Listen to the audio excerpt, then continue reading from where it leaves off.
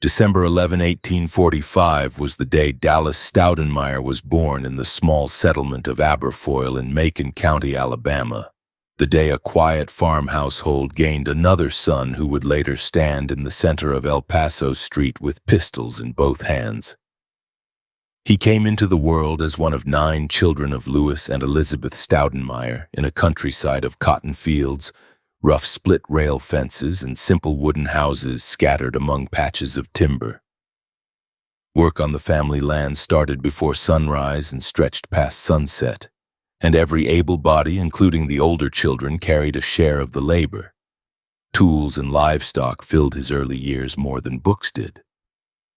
The boy watched seasons come and go around a small wooden house, heard adults discuss distant politicians and sectional disputes, and felt the pressure of a world where muscle and stubbornness counted for more than polite conversation.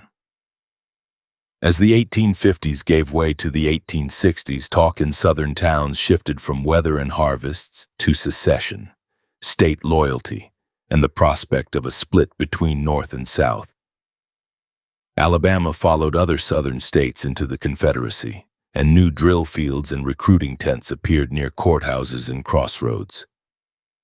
Uniformed companies formed quickly, their gray or butternut coats giving focus to young men eager for what they imagined as honor and adventure. Dallas watched older relatives and neighbors enlist, listened to reports of early campaigns, and began to see soldiering as the most direct way out of the narrow life of an Alabama farm boy. In 1862, still a teenager and not yet at the official age for enlistment, he entered the Confederate Army anyway, his height and serious manner helping him slip into the ranks until officers discovered his youth and discharged him. He refused to remain home. Once turned away, he returned to enlistment officers and tried again, determined to wear a uniform and carry a rifle. Eventually, he secured a place as a private in Company F of the 45th Alabama Infantry Regiment. Farm clothes gave way to Army-issue wool, and the routine of early rising to work the fields shifted to the pattern of military life. Days became a mix of marching, drilling, standing watch, and waiting in camps for orders that sent units into organized killing fields. He stepped into that environment with the same stubbornness that had driven him through long work days in Alabama, but the stakes were now measured in blood and survival instead of crop yields. Combat reshaped his body and his mind. Later descriptions put his height at roughly 6 feet 4 inches tall even among healthy adults, and his time in the Confederate ranks brought a series of wounds that never fully left him. Records and later accounts agree that he suffered multiple bullet wounds during his service and carried at least 2 bullets in his body for the rest of his life, lodged in muscle and tissue that never completely healed. Field hospitals offered little comfort to men in his position. He moved through tent rows that smelled of blood, sweat, and carbolic, saw men held down while surgeons cut away ruined limbs, and listened to the mixture of prayers, curses, and last breaths that filled those spaces. Each time he escaped with his life reinforced a simple lesson. When gunfire started, hesitation invited death, and survival belonged to the man who acted first and stayed focused until the danger fell silent. When the Confederate government collapsed and soldiers in gray were ordered to stack their weapons and go home, the place Dallas returned to no longer resembled the one he had left. Fields were overgrown or trampled, fences were broken, and many barns and houses showed the wear of years without proper maintenance or the direct damage of armies passing through. Confederate currency had become worthless paper, and many families struggled just to keep food on their tables. Local authorities could not offer a clear future to a young veteran who had spent his early adulthood marching, fighting, and avoiding death instead of learning a civilian trade. He carried scars and buried bullets, but not skills that matched what Alabama's battered economy could absorb. Across the defeated South, former soldiers talked about Texas, where large cattle herds grazed. Towns grew along new trails and river crossings, and there seemed to be more room for a man who knew how to ride, shoot, and endure rough living. Dallas listened to those reports and turned his attention westward. The move promised no guarantee of safety or wealth, but it offered more possibilities than staying on a damaged farm with little money and few prospects. He made the choice to leave the land of his birth and pursue work and survival beyond the Mississippi River. In the late 1860s, he left Alabama and traveled toward Texas, entering a region where the smoke of war had lifted but where firearms still decided many disputes. By the late 1860s, he reached Columbus in Colorado County, Texas, a community on the Colorado River with older families, recent arrivals, and a constant flow of wagons, riverboats, and cattle herds passing through town. There he found work that fit a strong back and calloused hands, taking jobs as a wheelwright, carpenter, and general laborer. He repaired wagon wheels, shaped boards for local builders, and helped in small shops, trading sweat for pay that kept him fed and lodged. Those jobs also exposed him to the wider world of the Texas frontier. Teamsters, drovers, and traders moved through Columbus carrying stories of routes farther west and south, and Mexican laborers and merchants passed through as well. Dallas listened and began to pick up more Spanish words and phrases, gradually building enough fluency to hold conversations. That language would later let him work around Mexican communities, question witnesses, and understand complaints from ranchers across the border. His work in Columbus did not make him rich, but it kept him close to the traffic of men and goods that defined frontier Texas. Pieces of his life in these years appear in scattered testimony and later research, enough to establish that even before he carried any official badge, Dallas Staudenmeier was already known as a man who had killed adversaries. Accounts from Texas writers and local memories describe him as someone who answered threats with gunfire and who had a record of leaving dead men behind when he felt cornered or insulted. Exact details of each encounter are not all preserved, but the outline that emerges is consistent. He had learned to draw and fire with speed and accuracy. He had few doubts about using his guns, and his tolerance for perceived disrespect was low. That combination of skills and temperament would become the core of his later life as a lawman. Texas in the early 1870s remained unstable. Raids and reprisals along the frontier continued, involving Comanche and Apache groups in some areas and Mexican raiders and Anglo or Tejano ranchers in others. Stagecoaches carried cash and passengers along routes that offered many ambush points. Cattle drives moved large herds over long distances, attracting rustlers. Isolated homesteads and small settlements had little protection beyond what residents provided for themselves. To confront this climate, state officials relied heavily on the Texas Rangers, mounted companies authorized to track and fight those who lived by theft and violence. In January 1874, official records showed Dallas Staudenmeier serving for a short period as a second sergeant in Captain J.R. Waller's Company A of the Texas Rangers.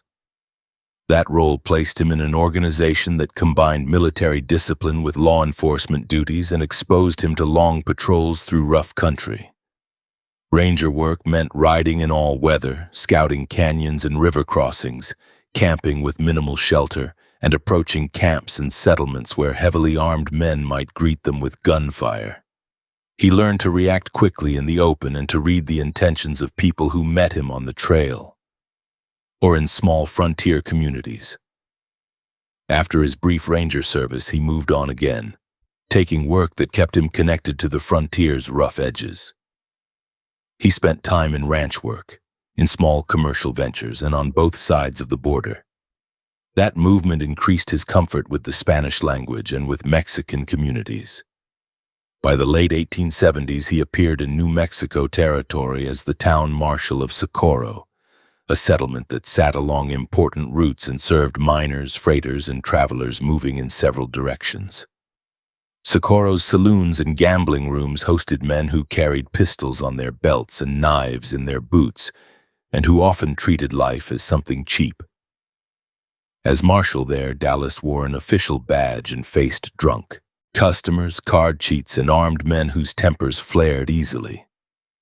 He entered crowded rooms where an insult or a cheating accusation could turn into a fight in seconds. Witnesses and later chroniclers described the way he combined rough behavior with signs of polish. He dressed more carefully than many frontier men when he could, wearing decent coats and clean shirts, and he could behave with formal politeness toward women and toward men who treated him respectfully. He also drank heavily. Alcohol shortened his patience and increased his readiness to confront those who challenged him. When insulted in a saloon, he did not walk away. He advanced, used his size to dominate space, and brought his hands near his pistols when he believed the situation demanded a hard answer. While he tried to keep order in Socorro, events far to the southeast were changing a town that would pull him into its orbit. El Paso sat near the point where Texas, New Mexico, and the Mexican state of Chihuahua met. For years, it had been a small community of adobe houses and simple businesses along the Rio Grande. With the arrival of major railroad lines in the late 1870s and early 1880s, it became a busy junction for freight and passenger traffic. Goods from the east arrived by rail and moved south toward Mexico, while cattle, ore, and merchandise from the interior traveled north and east through the same hub.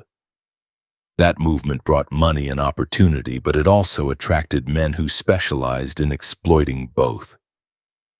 Saloons opened near depots and along the main streets. Dance halls and gambling rooms multiplied, and boarding houses filled with people who lived close to that trade. Main streets in El Paso filled with music, shouting, and the regular clatter of chairs, boots, and glass. Prostitutes worked in upper stories and back rooms. Gambling tables ran constantly.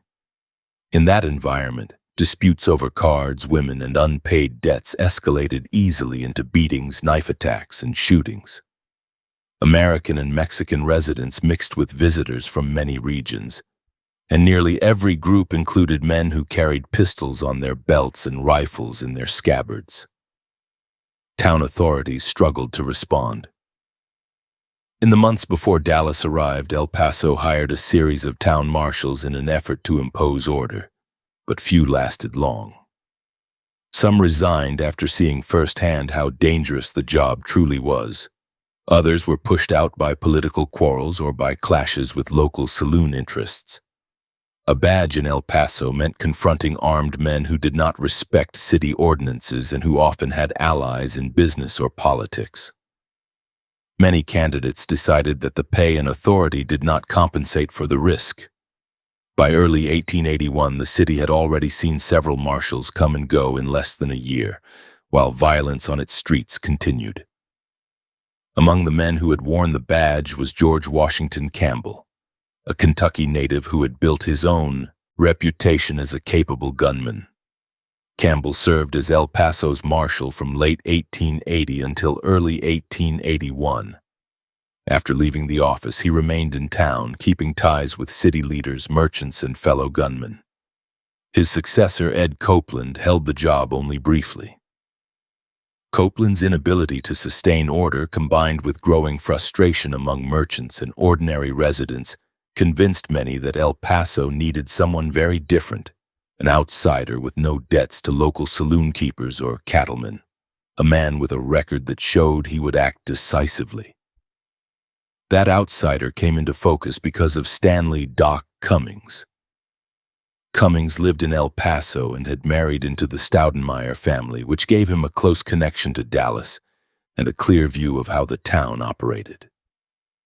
He saw brawls break out on El Paso Street, watched armed men stagger out of saloons, and heard repeated complaints from merchants and families who wanted to move safely through the commercial district.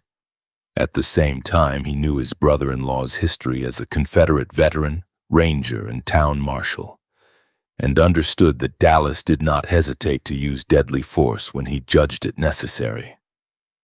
Through Cummings, El Paso's leaders learned more about the tall marshal in Socorro, and began to consider him for the open job. Talk turned into an offer. In early April 1881, Dallas agreed to leave Socorro and accept the position of El Paso's town marshal, a decision that pulled him once again onto stage routes and rough roads leading to a place already known for gunplay. He traveled by stagecoach, arriving in a town where old adobe buildings stood beside newer frame structures and where painted signs advertised saloons, gambling houses, and boarding rooms near the heart of the commercial district. When he stepped down from the coach, people on the street saw a tall man with a broad chest, a full mustache, and steady eyes. He wore a long coat that hid much of his frame, but the way he walked and the way his hands hovered near his belt made his comfort with weapons obvious. Under that coat he carried two large revolvers, one on each hip, habit formed over years of work in dangerous places. On April 11, 1881, he formally took office as El Paso's town marshal, the sixth man to hold that position in 8 months. His name and reputation had already reached El Paso ahead of him, carried by letters and word from Texans and New Mexicans who had watched him in earlier confrontations. The city council expected him to do what previous marshals had not accomplished: enforce ordinances firmly, reduce the visible carrying of firearms in certain parts of town, collect fines, and make the main streets safer for railroad passengers, merchants, and families. They did not ask him to be gentle. They selected him precisely because he had already proved that he could and would kill when he believed a confrontation required it. His first significant test in El Paso did not require him to draw a gun. City leaders instructed him to take the keys to the jail from Deputy Marshal Bill Johnson, a man whose public drunkenness and lax conduct had become a standing joke among residents. Johnson spent many of his hours in saloons talking and drinking instead of patrolling. He kept the jail keys on his person and seemed to treat them as a symbol of power that no one would challenge. Dallas confronted him in a public place and demanded the keys. Johnson, clearly intoxicated, tried to delay, saying he would go home and sort his own keys from the city's keys later. The new marshal rejected that answer. Accounts of the encounter described Dallas seizing Johnson, lifting or twisting him enough to reach into his pockets, taking the key ring in front of watching citizens, and then dropping the embarrassed deputy to the floor. In a few seconds, the new marshal had shown that excuses would not work and that he would use physical force against a fellow officer if he felt it necessary. With the jail keys now in his possession, Marshal Staudenmeier began to enforce city ordinances in a way El Paso had not seen in years. He collected fines from gamblers, drunks, and disorderly citizens and was willing to back up his orders with threats and blows. When the city imposed dog license fees, he followed regulations that authorized the killing of unlicensed animals. He shot dogs whose owners refused to pay, and he left the bodies where people could see them, a harsh reminder that complaining about a law would not shield anyone from its enforcement. To many observers, his methods seemed brutal, yet they produced immediate changes.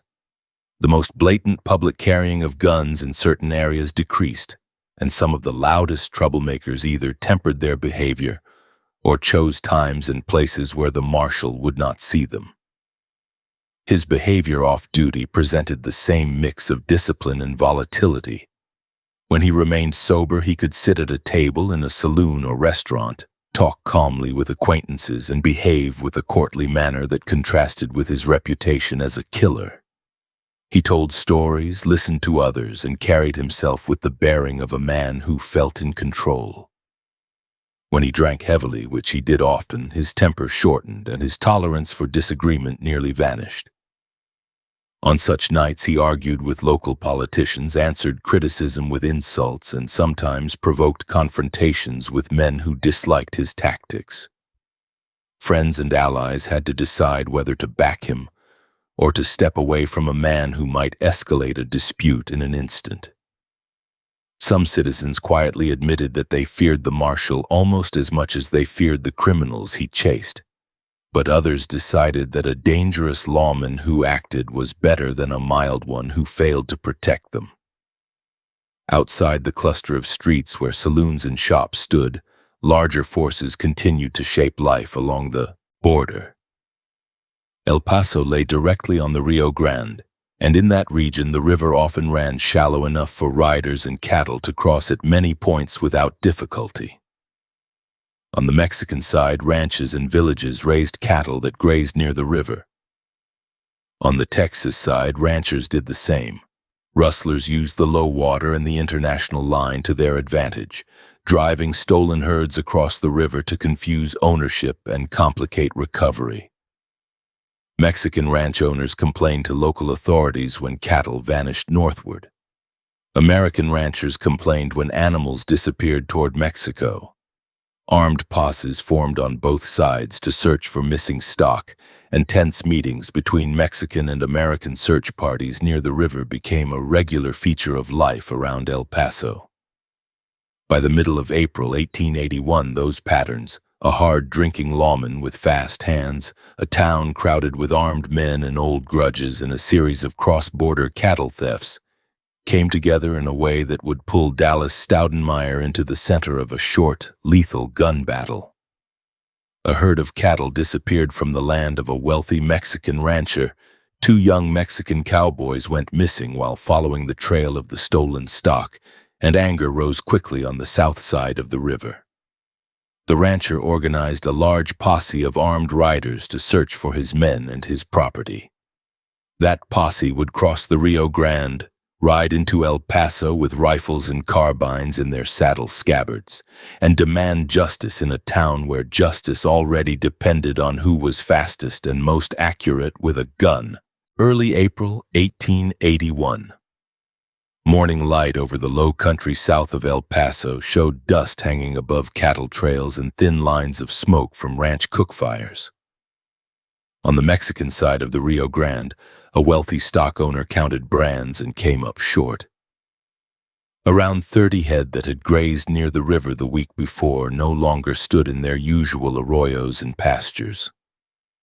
Riders checked other bands of animals and confirmed the loss. Hoof tracks led toward the water and then into rougher ground where brush and uneven stone made following them difficult. The rancher chose 2 young hands he trusted, Sanchez and Huarique, and ordered them to ride out, follow the trail, and come back with a clear report of where the cattle had gone and who held them. The 2 vaqueros saddled up with the easy motions of men who spent most waking hours on horseback. They wore broad-brimmed hats against the sun, cotton shirts already stained with sweat and dust, and leather leggings scarred from years of brushwork. Each carried a rifle and a sidearm, not as ornaments but as tools that might be required if the missing animals stood in the hands of thieves.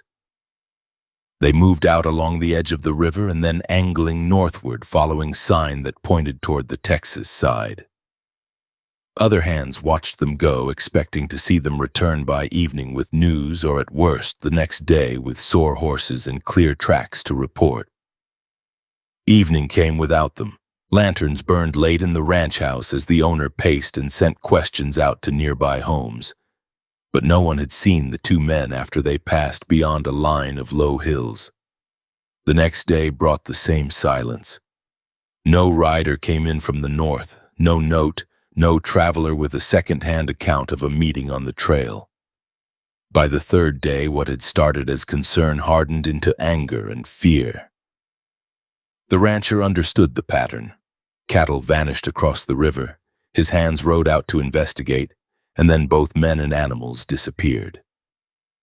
That sequence pointed to armed thieves who knew that killing 2 riders would silence witnesses and delay pursuit. On that day, he assembled a large group of mounted men from his own land and from neighboring holdings. The posse grew into a column of roughly 75 riders armed with rifles, carbines, and revolvers.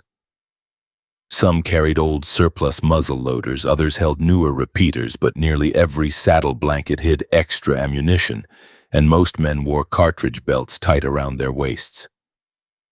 Dust rose in a long line behind them as they advanced toward the river with hard faces and little talk. They rode not only for stolen property but for two co-workers who almost certainly now lay dead somewhere north of the Rio Grande. The border itself did not present much of an obstacle. In places, the Rio Grande ran shallow enough that a man could cross on foot without wetting his belt. At a chosen ford, the posse entered the water in a long file, horses stepping carefully among stones, and then came up on the Texas side with wet legs and dripping saddles. They moved toward El Paso in a tight group, weapons plainly visible. Town residents who saw the approaching column understood that this was not a simple trading party or group of migrant laborers. These were armed ranch hands and small landowners riding under a rancher's authority to demand answers about missing men and a vanished herd. Word ran ahead of them into El Paso's commercial district. Merchants peered out of doorways. Saloon patrons stepped out with drinks in hand to look toward the river road. Some citizens feared that the riders would sweep into town and begin firing at anyone they suspected of complicity in the theft. Others saw an opportunity. Cattle changed hands across the border often, and some Anglos who did not feel bound by Mexican law had grown used to taking stock from across the river and selling it in Texas with little risk of punishment. They understood that an organized force of angry men searching for evidence threatened that business. At City Hall, Mayor Solomon Schutz heard that a large armed party of Mexicans was moving toward the center of town. Under ordinary circumstances, El Paso ordinances restricted the carrying of firearms inside city limits, at least in theory. In practice, 6 shooters hung from many belts within the business district, but a group this large could not simply ride in with rifles and carbines without provoking a challenge. Schutz also understood that turning them away would ignite a diplomatic and personal crisis. 2 Mexican citizens had disappeared while searching for stolen stock, and their employer demanded that someone in authority on the Texas side help locate them. To prevent a clash at the edge of town, Schutz made a clear, simple choice. He granted the posse special permission to enter El Paso with their weapons. If they had been forced to disarm, the men might have balked or even turned the situation into a confrontation on the street. With the mayor's ruling, they rode directly into town, horses clattering on packed earth, rifles resting across saddles, cartridge belts crossing their chests. Townspeople watched from board sidewalks and adobe doorways, measuring each rider's expression and wondering how far this search for missing cowboys and cattle might go. When the posse reached the center of town, the Mexican leader dismounted and went directly to local officials. He demanded action on the disappearance of Sanchez and Huaric and insisted that the missing animals be found. To communicate clearly, the group needed someone who could bridge both languages and both legal systems. El Paso County Constable Gus Krempkow filled that role. He was a tall, dark-haired officer with a reputation for honesty and a working command of Spanish. He listened carefully as the rancher described the loss and the fruitless wait for the 2 vaqueros, then relayed that information to Mayor Schutz and other Anglo officials in plain English. Krempkow had spent time among the Mexican community in and around El Paso and had earned a measure of trust there. He did not dismiss their complaints or treat them as minor nuisances.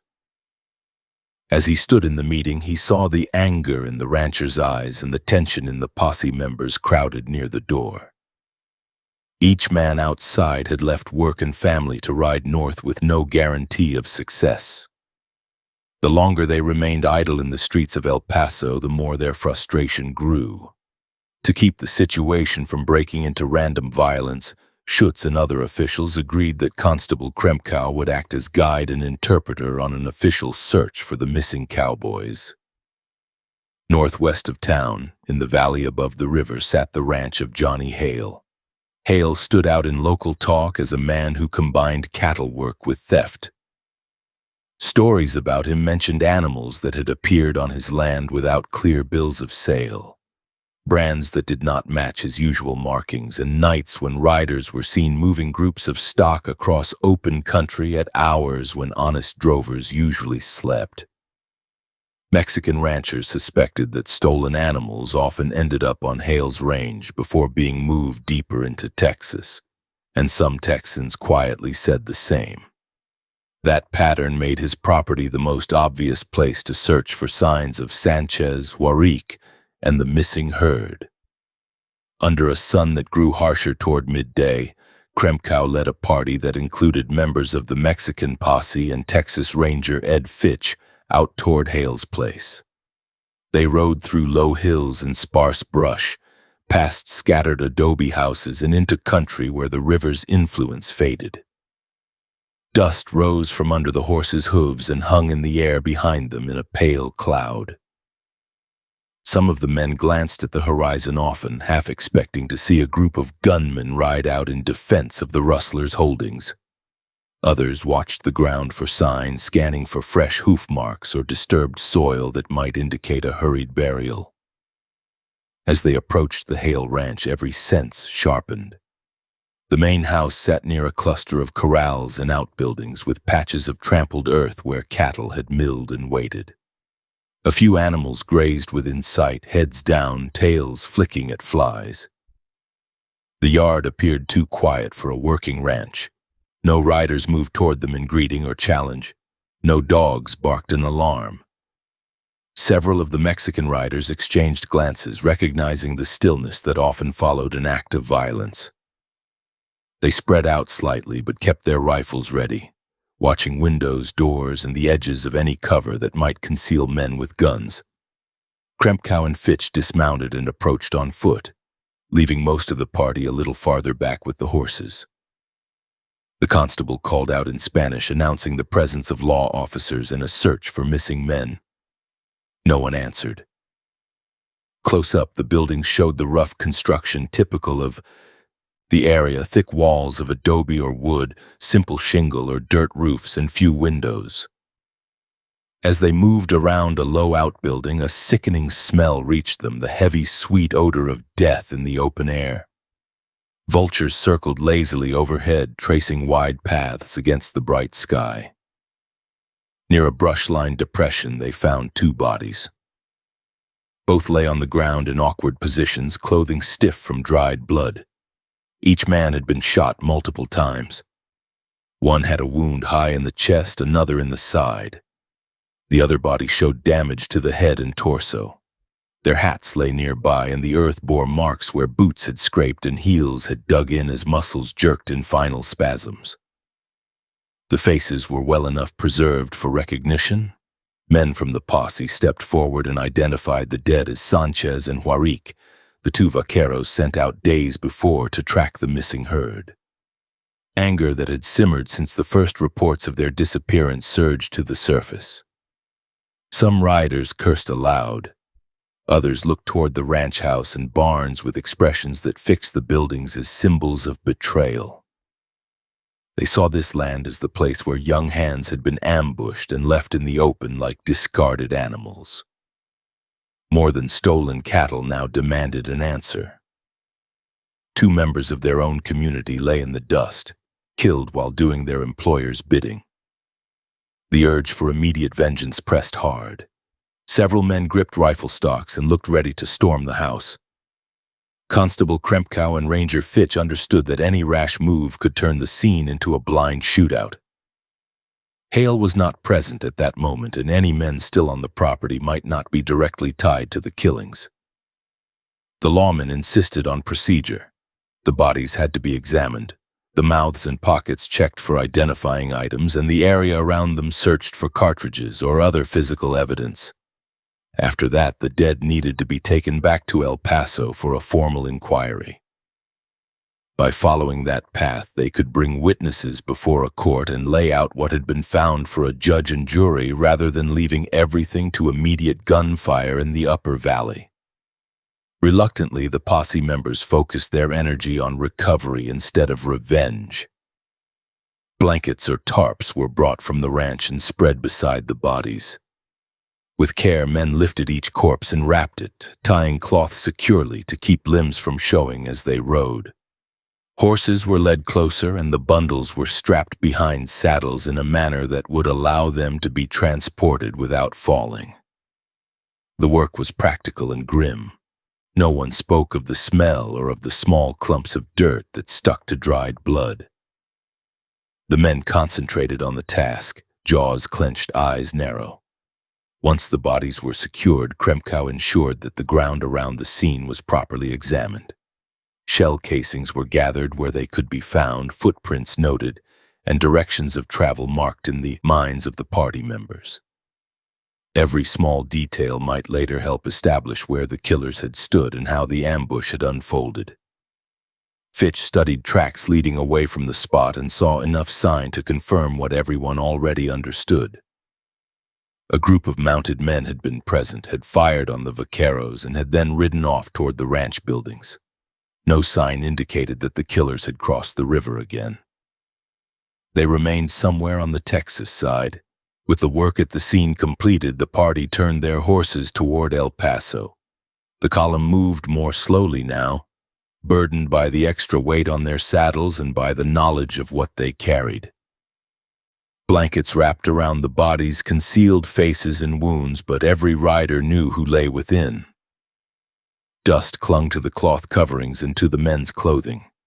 Heat pressed down and sweat ran into eyes and beards, but there was no thought of rest until they reached the town where the law would have to address what had happened. As the group came into sight of El Paso, people on the streets recognized at once that the search had ended in the worst possible way. Riders who had left with hope now returned with shrouded shapes tied behind their saddles. Children fell silent. Women stepped back from doors and windows. Men removed hats as the procession passed. The Mexican posse members rode with set mouths and tight grips on their reins. Their rifles still rested across their laps, but their attention centered on the forms swaying with each hoofbeat. The bodies were taken to a suitable place for examination, and word spread quickly that the missing vaqueros had indeed been murdered near a ranch already suspected of hosting stolen stock. Names began to circulate in whispered conversations, including that of Johnny Hale and the men associated with him. At the same time, city officials prepared for a formal inquest into the deaths. The judge would need an interpreter to handle testimony from Spanish-speaking witnesses, and the only officer with the required skills and the trust of both communities was Constable Kremkow. In the hours before the inquest convened, El Paso's two main communities held parallel gatherings. On the Mexican side, families and friends of the dead men wept, prayed, and made ready to take the bodies back across the river for burial once legal formalities were complete. On the Anglo side, cattlemen, saloon keepers, and small merchants met in bar rooms and storefronts to discuss what the search party had found and what it might mean for people connected to Hale. Many of them worried more about the presence of a 75-man armed posse in town than about the fate of two murdered vaqueros. They feared that any ruling favorable to the Mexican side would embolden demands for stronger action against local rustlers and might bring further cross-border interventions. As the sun moved toward the horizon, the stage was set for a legal hearing that would place Constable Gus Kremkow at the center of a crowded courtroom and mount pressure on men whose lives revolved around stolen cattle and the profit it brought. The deaths of Sanchez and Warrique could not be undone, and the riders who had carried their bodies back to El Paso had no intention of letting the matter fade into quiet rumor. The next steps would unfold under the eyes of a judge, a packed house of onlookers, a nervous municipal administration, and a newly arrived marshal whose job was supposed to be nothing more or less than keeping order on El Paso's brutal streets. April 14, 1881 began with the dead still lying under cloth in an El Paso room that smelled of lime and stale blood. The two young Mexican cowboys, Sanchez and Warrique, had been carried in from the upper valley and lifted down from horses by men whose hands shook from anger and fatigue. Their bodies now lay side by side on plain boards, faces covered, clothing stiff where bullets had torn through flesh and fabric. Outside, riders from the Mexican posse waited in loose knots, cigarettes burning between fingers, eyes fixed on the doorway where officials moved in and out, preparing for the inquest that would decide how Texas would answer for what had happened on Johnny Hale's range. Constable Gus Krempkow arrived early. He had slept little, lying awake and hearing again the harsh words shouted at the ranch when the bodies were found. Now, as he stepped into the building that doubled as a courtroom, he saw empty benches, dust on the plank floor, and the judge's table at the far end already stacked with papers. He greeted the clerk in Spanish and then in English, switching easily between the two tongues because the entire proceeding would depend on his voice carrying meaning between two sets of men who did not trust one another. Without an interpreter, they would have nothing but shouted accusations. With him, they would at least hear the same words. The judge took his place as the room filled. Men came in wearing work clothes, town suits, and stained hats that showed long use under harsh weather. Some sat on benches, others stood against the walls, and more pushed into the open doorway and peered through windows. Outside, the armed Mexicans remained close, rifles still in their scabbards but not out of reach. The smell of horses drifted in with them. Anglo residents, including cattlemen, saloon keepers, and clerks, filled the inner rows. They watched the door for the entrance of men whose names had been whispered since the search party returned. Men believed to have turned stolen cattle into quick money and 2 ranch hands into corpses. Marshal Dallas Staudenmeier entered quietly and stood near the back wall.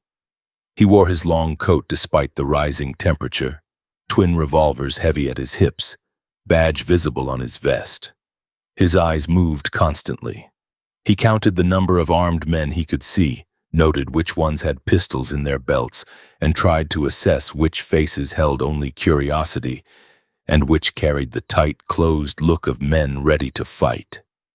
He had agreed to uphold order in El Paso, and today that meant keeping this crowded room from erupting while the court examined the killings of Sanchez and Juaric. When the judge called the hearing to order, the noise in the room dropped to a low murmur and then faded as men settled. The clerk read the purpose of the inquest, to inquire into the deaths of the 2 Mexican ranch hands whose bodies lay nearby. Names were recorded and the forms of law were observed.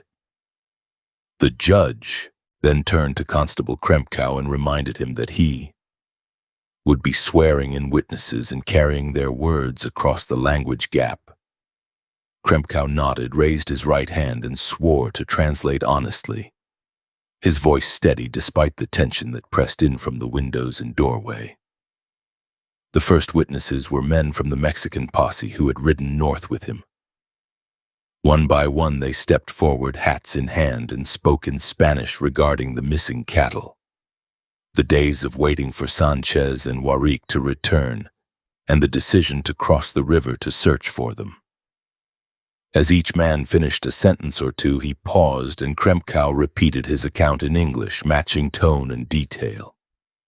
He did not soften the anger in their voices. He did not change the number of stolen cattle or the distance they said they had traveled. He carried across their insistence that the 2 dead men had been doing nothing more than their assigned work when someone in Texas cut them down. Those translations sounded harsh to some of the Anglos in the room. They heard the Mexican witnesses speak of American rustlers driving stolen stock north, of threats made across the river, of earlier complaints ignored by local authorities. Names like Johnny Hale came up, attached to stories of herds that appeared on his land without clear paper trails. When Krempkow repeated those statements in English, a few men in the benches shifted and muttered. One cattleman leaned toward another and hissed that the constable was making them sound like bandits, while the Mexicans came off as helpless victims. Another replied that the words were not his, he was only repeating what had been said. More testimony followed. Some witnesses described the ride to Hale's ranch, the strange quiet around the buildings and the discovery of the bodies. Those details were new to the judge and to many in the audience, but they remained sharp in the memories of the posse members who had walked among the scavenger birds. Again, each account came out first in Spanish, then in English. The judge asked questions regarding distances, times of day, and the direction of hoof tracks that led toward the ranch. Krempkau translated each question and answer with care, determined that no one would later claim that he had twisted their meaning. Then came the testimony that shifted the room's focus from general suspicion to specific men. Witnesses related that two American cowboys, their surnames given in court as Purvey and Fredericks in some accounts and as Peveler and Fredericks in others, had been overheard bragging that they killed two vaqueros who trailed a herd at night near Hale's ranch. According to the statements, the Americans boasted that they had caught the Mexicans following the cattle and had shot them before they could ride back with news of where the herd had gone. When those words were spoken in Spanish, the posse members listened with grim attention. When Krempkau repeated them to English, a low growl ran through the Anglo side of the room. The two accused rustlers stood near the front, flanked by law officers. They looked more sullen than frightened, mouths set in hard lines. One stared straight ahead, jaw tight, while the other shifted his weight and kept glancing toward the door where some of his friends watched. They denied nothing aloud during the testimony. Instead, they whispered to each other and to the attorney who had joined them, a local man who understood that inquests could steer the course of later trials but did not decide punishment on their own. After listening to all the witnesses, the judge asked for clarification on one point after another. Had anyone actually seen the killings? No. Had anyone heard the shots? The distance between the ranch house and the spot where the bodies were found made that uncertain. What the court definitively had were physical facts: two corpses bearing bullet wounds and lying within reach of Hale's operations, and repeated statements that two American cowboys associated with the ranch had bragged that they handled the matter themselves. It would not be enough for hanging, but it would be enough to move the case forward. A final Mexican witness stepped up and spoke regarding the expectation of justice. He said that the rancher who had lost his cattle also lost two trusted hands, men with families waiting in villages across the river. He reminded the court that the posse had entered town peacefully with permission and had not fired a shot while searching the American side. Then he demanded that the law of Texas impose some real consequence on the men who had taken those lives. When Krempkau translated those words into English, his voice carried the same measured tone, but the meaning hit hard. Men in the benches understood that if the court turned this into a meaningless formality, the 75 riders outside might look for a more direct answer. The judge recessed briefly to consult with the county attorney and review the notes taken by the clerk. The murmuring in the room increased. Men on both sides leaned toward neighbors and spoke in low voices regarding what would come next, some with clenched fists, others with drawn faces. Dallas Staudenmeier watched the clusters form, his hands resting near his coat fronts. If angry men shouted and reached for pistols before the judge returned, he knew he would have to move fast and put some of them down to keep the rest from tearing the town apart. His eyes moved from the doorway to the windows, taking in how quickly outside riders could push their way in if they decided to abandon patience. When the judge resumed his seat, every rustle in the room stilled. He read the findings in a flat voice, his eyes on the paper in front of him. The court found that Sanchez and Warrick had been in the vicinity of Johnny Hale's ranch looking for stolen cattle when they were killed. It determined that American rustlers associated with Hale had reason to fear that the two men would discover the missing herd and return with a larger armed force from Mexico. Based on witness statements, the court concluded that two Americans, identified as Purvey and Fredericks, or as Peveler and Fredericks depending on the record, were responsible for the killings. They were formally charged with murder and ordered held for trial. Those words released some of the pressure in the room. The Mexican posse members heard that the law recognized what had happened and had placed responsibility on specific Americans rather than on the dead men themselves. On the Anglo side, reactions were mixed. Some cattlemen muttered regarding the danger of allowing foreign witnesses to push local courts into action. Others, including merchants and small shopkeepers, simply felt relief. A ruling that satisfied the posse meant that the riders outside would have less reason to turn their fury on the town. Deputies stepped forward and took firm custody of the two accused rustlers. Chains clicked on their wrists. The men did not struggle. They understood that the inquest did not convict them. It only set the stage for a trial where lawyers would argue over each scrap of testimony. For now, they would sit in a cell and wait. As they were led away, several of their friends followed at a distance, promising to arrange representation and to speak with Hale regarding what money might be used to secure their defense. With the findings read, the judge declared the inquest adjourned. The clerk gathered papers. Benches scraped against the floor as men stood. Voices rose again as people began to move toward the doors. Outside, the armed Mexicans watched as people spilled into the street. Constable Krempkow went to the doorway and addressed the posse leader in Spanish, explaining the decision in clear terms. The court had accepted that Americans had killed Sanchez and Huaric while they searched for stolen cattle. It had charged the suspects and would try them under Texas law. The posse members listened in silence, then looked toward the room where the bodies lay under cloth. The decision was enough. The leader agreed to withdraw his men. They would not ride through town with rifles raised or seek out Hale's associates on their own. Instead, they would take the two dead cowboys back across the Rio Grande for burial on home soil, and watch from a distance to see whether Texas carried out justice. Riders went to fetch the wrapped bodies. Once again, the lifeless forms were hoisted behind saddles and secured with ropes. The posse formed a column and began the slow ride out of El Paso, past adobe walls, false-fronted stores, and children who watched in silence as the horses and men passed. As the Mexicans moved away, El Paso's Anglos relaxed shoulders that had been tight all afternoon.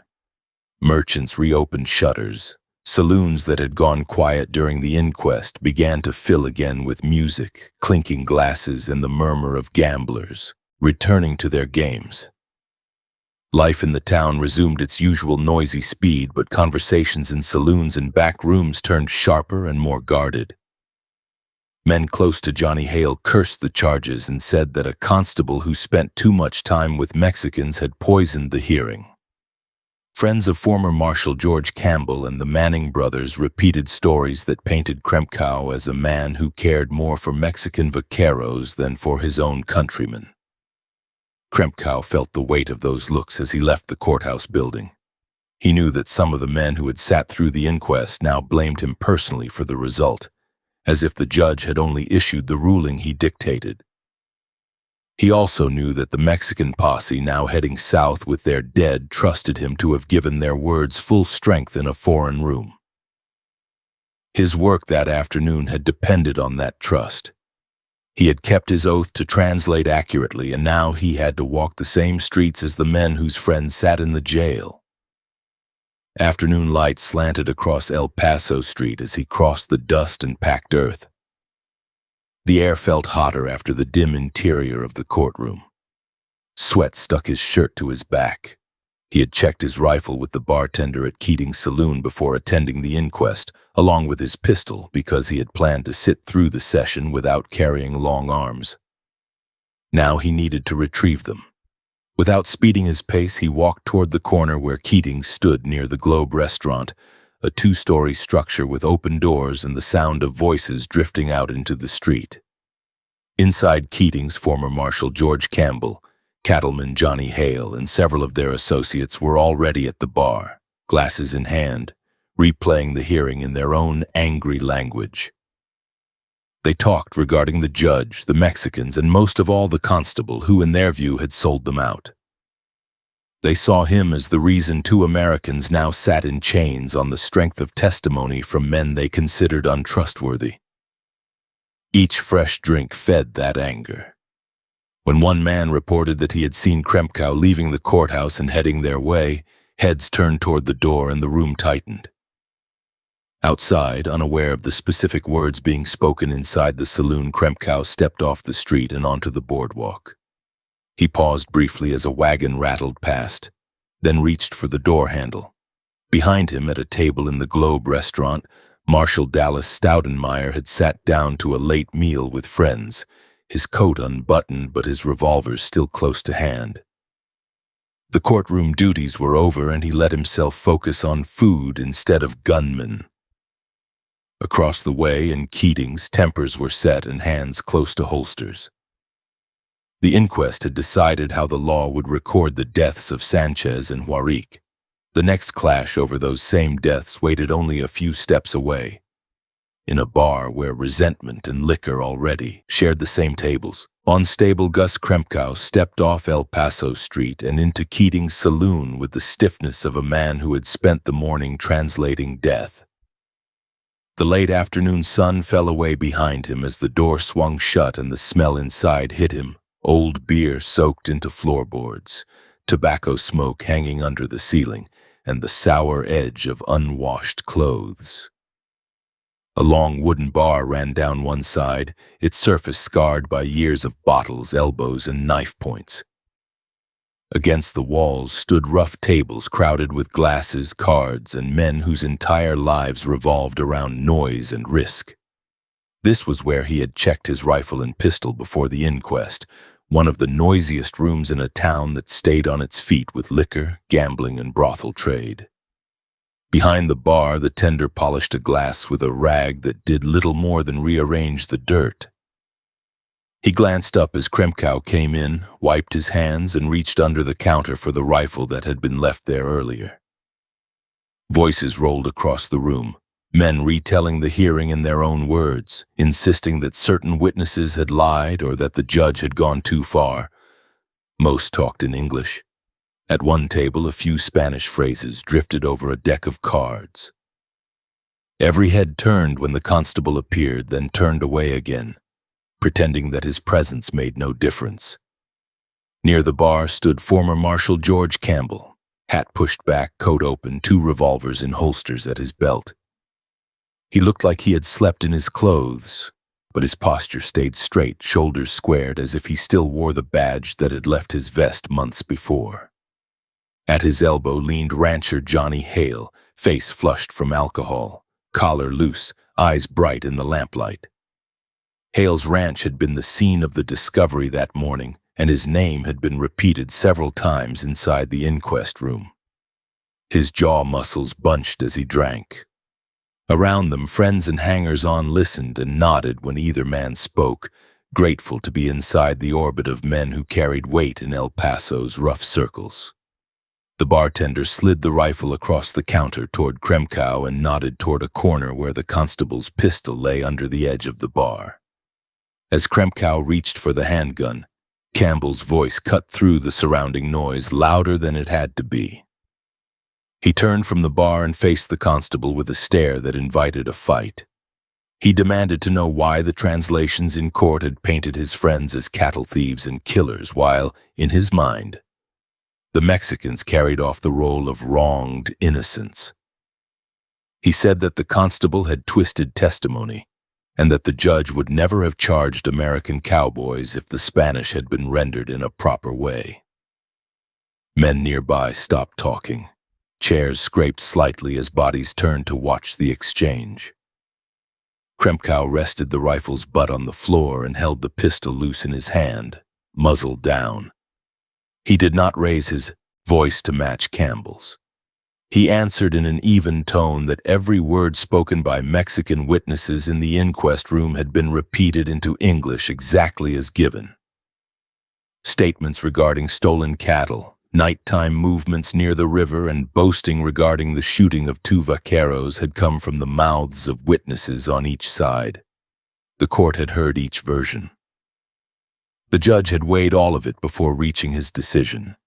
Translating had been his duty. He had done it cleanly. Campbell tightened his jaw and stepped nearer, closing the gap between them, boots thudding on the floorboards. He insisted that an interpreter who drank and ate with Mexicans could not stay neutral. He said that in El Paso, a law officer ought to stand with his own countrymen first. To his ears, the constable's careful repetition of Mexican testimony sounded like favoritism, not duty. His hand hung near the butt of one of his revolvers, not yet touching it, but close enough to remind everyone watching that he was no stranger to gun work. Johnny Hale shifted his weight and took in the scene through bleary eyes. He had spent the day drinking, listening to stories regarding the search at his ranch and the 2 bodies found there, and absorbing each repetition of his name as if it were an insult shouted in his face. The charges against 2 of his fellow cowboys cut directly into his pride and his business. Each time someone mentioned that an honest constable had helped Mexicans bring that case into an American court, his throat tightened. Now, as he stood at the bar beside Campbell, he watched the former marshal confront the interpreter and felt a raw urge to act in defense of his own standing. Raised voices drew attention from every table. A man in the corner set his card hand down and turned his chair. Another shifted so that his back rested against the wall instead of facing the room, giving him a clear view of both the bar and the door. In Keating's, patrons had learned to watch for trouble and to move early when hands began to creep toward belts and eyes grew small and bright. The air changed, laughter disappeared. The only sounds now were the low hum of argument, the clink of glass on wood, and the distant noise of traffic filtering in from El Paso Street. Kremkow, worn from the long handling of testimony and from carrying dead weight over miles of dust, did not back down. He reminded Campbell that the court had done exactly what El Paso's citizens claimed they wanted when they demanded law. It had held a hearing, weighed evidence, and charged men when the facts led there. He said that the Mexican posse had brought in their dead without firing a single shot inside the town.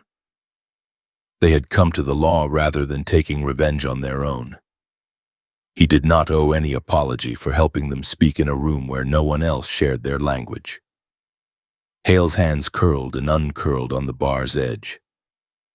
He could hear Campbell's challenge, the constable's answer, and the murmur of men around them.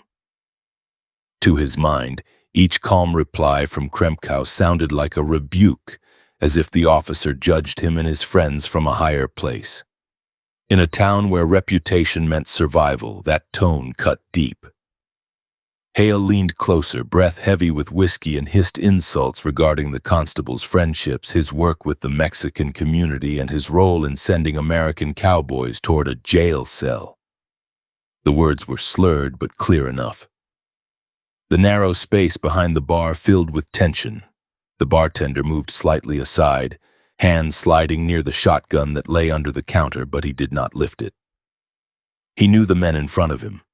Any sudden gesture could turn their words into gunfire. A few feet away, a patron near the door took a half step backward so he could reach the exit more quickly if shooting started. Cigarette smoke hung above them, a flat gray veil over faces that had gone tight. Without warning, Hale's right hand darted toward Campbell's belt. The former marshal had always been known to carry 2 Colt revolvers, one on each hip. In a single motion, Hale grabbed the grip of the nearest weapon, yanked it from the holster, and brought it up. The move caught Kremkow's eyes an instant too late. The constable had assumed that if there were any shooting, Campbell himself would be the one to start it. Instead, the drunk rancher at his side now had a pistol out, hammer pulled back, muzzle swinging toward his torso at arm's length. "George, I have got you covered," Hale shouted, words loud enough to cut through every other sound in the room. For a fraction of a second, the meaning hung there, unclear even to the men closest to him. Then the pistol roared. The barrel flashed orange. The wooden room magnified the report into a short thunderclap. The bullet smashed into Kremkow's chest, striking him near the ribs, driving through muscle and lung. He staggered back, breath punched out, eyes wide, fingers opening reflexively. His rifle slid from his hand. The impact carried him backward until his shoulders struck the saloon's doorframe. Wood thudded. Air came in a ragged gasp, thick with blood. Pain exploded through his chest and into his back. He slid down until he half sat, half leaned in the doorway, legs splayed, boots scraping on worn floorboards. Men scrambled away from the line between Hale and the door, overturning chairs, sending glasses crashing to the floor. The bartender dropped instinctively, hands over his head, pressing his cheek against the bar's underside. Even as his body failed him, Krempkow's training held. His right hand groped for his pistol. He found the grip, jerked it free, and brought it across his chest. His vision blurred at the edges, but he could still see Campbell near the bar with a gun on his hip, face drawn in shock. He had seen Hale grab the weapon from Campbell's belt, but his brain, drowning in pain, fixed on the man who had started the argument, not the one who had fired the shot. In those seconds, George Campbell was the enemy in his mind. Across El Paso Street, inside the Globe restaurant, Marshal Dallas Staudenmeier sat at a table with a plate in front of him and a cloth napkin crumpled near his hand. The sharp crack of Hale's shot pierced the restaurant's noise. It was the hard, short sound of a pistol fired at close range, not the distant pop of boys playing with old caps or the dull report of a rifle out in the valley. Every muscle in his body recognized it. Chairs scraped as other diners looked up.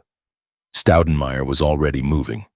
He shoved his chair back, his long coat swinging open, and his hands dropped to the revolvers at his hips. In a smooth, practiced motion, he drew both guns as he strode toward the door. His boots hit the floor with fast, heavy steps. The wooden frame banged aside as he shouldered through onto the sidewalk. Sunlight hit his eyes, but he did not slow. He saw people in front of Keating's turning away from the entrance, faces tight, some already running. The sound of Krempkow's fall and the shouts inside carried across the short space between the two buildings. Staudenmeier moved off the boardwalk and into the street, guns up, long legs chewing distance with each stride.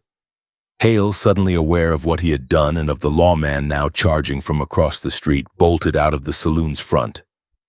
His boots struck the plank, then the dirt, as he moved toward a thick wooden post that supported an awning. The pistol he had just fired was still in his hand. Whiskey and fear churned in his stomach. He ducked behind the post, pressing his back against the rough wood, trying to shrink his large frame into a narrow strip of shadow. Staudenmeier saw the movement near the saloon and the flashes of bodies in the doorway, but could not yet separate each figure. He fired his first shot as he ran, arms extended, revolver recoiling in his hand. The bullet missed Hale and tore across the street, striking an innocent Mexican who had stepped from Keating's only seconds earlier. The man had been trying to get clear of danger, moving at a half-crouch along the edge of the building. The round hit him in the back and drove through his chest. He slammed forward, hands clawing at empty air, then collapsed into the dust and lay still, mouth open, dark stains spreading under him. Men on the sidewalk shouted, some dropping flat, others diving for any cover they could reach. Bar patrons who had been on their feet now crawled behind the narrow protection of doorways and windows. A horse hitched near the saloon jerked at its reins and rolled its white eyes, hooves stamping into the street. The sound of the first shot still echoed between buildings when Staudenmeier braced and fired again. Hale, thinking for a heartbeat that the marshal might have missed completely, risked a look past the edge of the post. He edged his head and upper body out to gauge how close the lawman had come. At that instant, Staudenmeier's second bullet smashed into his face, entering between his eyes. Bone shattered. The back of his head blew apart in a spray of blood and fragments. His body stiffened, then dropped straight down beside the post, Colt still in his slack hand. Dust rose gently around him as he hit the ground and lay motionless. Inside Keating's, men who had been moving toward the rear paused as Hale fell in full view through the open door. George Campbell saw his friend's body drop beside the post and reacted on instinct as a gunman and as a man whose own reputation now hung in the air. He pushed through the doorway, one revolver in his hand, the other still in its holster. Stepping into the street, he raised his free hand and shouted, "Gentlemen, this is not my fight," hoping to distance himself from the sudden killing and to keep Staudenmayer's aim off his chest. From where he half sat against the doorframe, lungs filling with blood, Krempkau saw Campbell emerge with a pistol visible.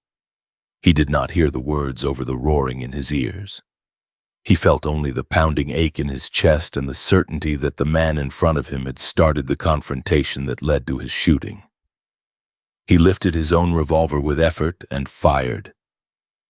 The first bullet struck Campbell's gun, tearing into metal and bone, shattering his right wrist. The impact knocked the weapon from Campbell's grasp. Campbell cried out and grabbed at the wounded arm, shock etched across his features.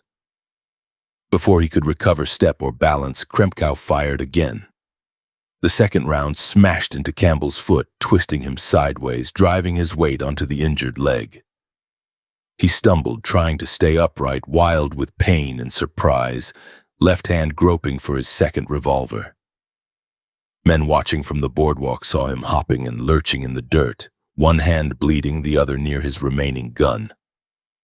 Staudenmayer, still in the street with both pistols, turned from Hale's crumpled form toward the motion at Keating's entrance. He saw Campbell with a gun in his left hand, wounded but still armed, near the spot where the constable lay. In the space of a heartbeat, he decided that any man in that position remained a threat. He swung his right revolver toward Campbell's middle and fired 3 times in fast succession. The muzzle flashes stung his eyes. Each shot slammed into Campbell's stomach and torso, tearing flesh and punching deep into his body. Campbell let out a ragged scream and folded forward, the last revolver dropping from his fingers into the dust. He clutched at his belly, stumbled a few steps, then toppled onto his side on El Paso Street.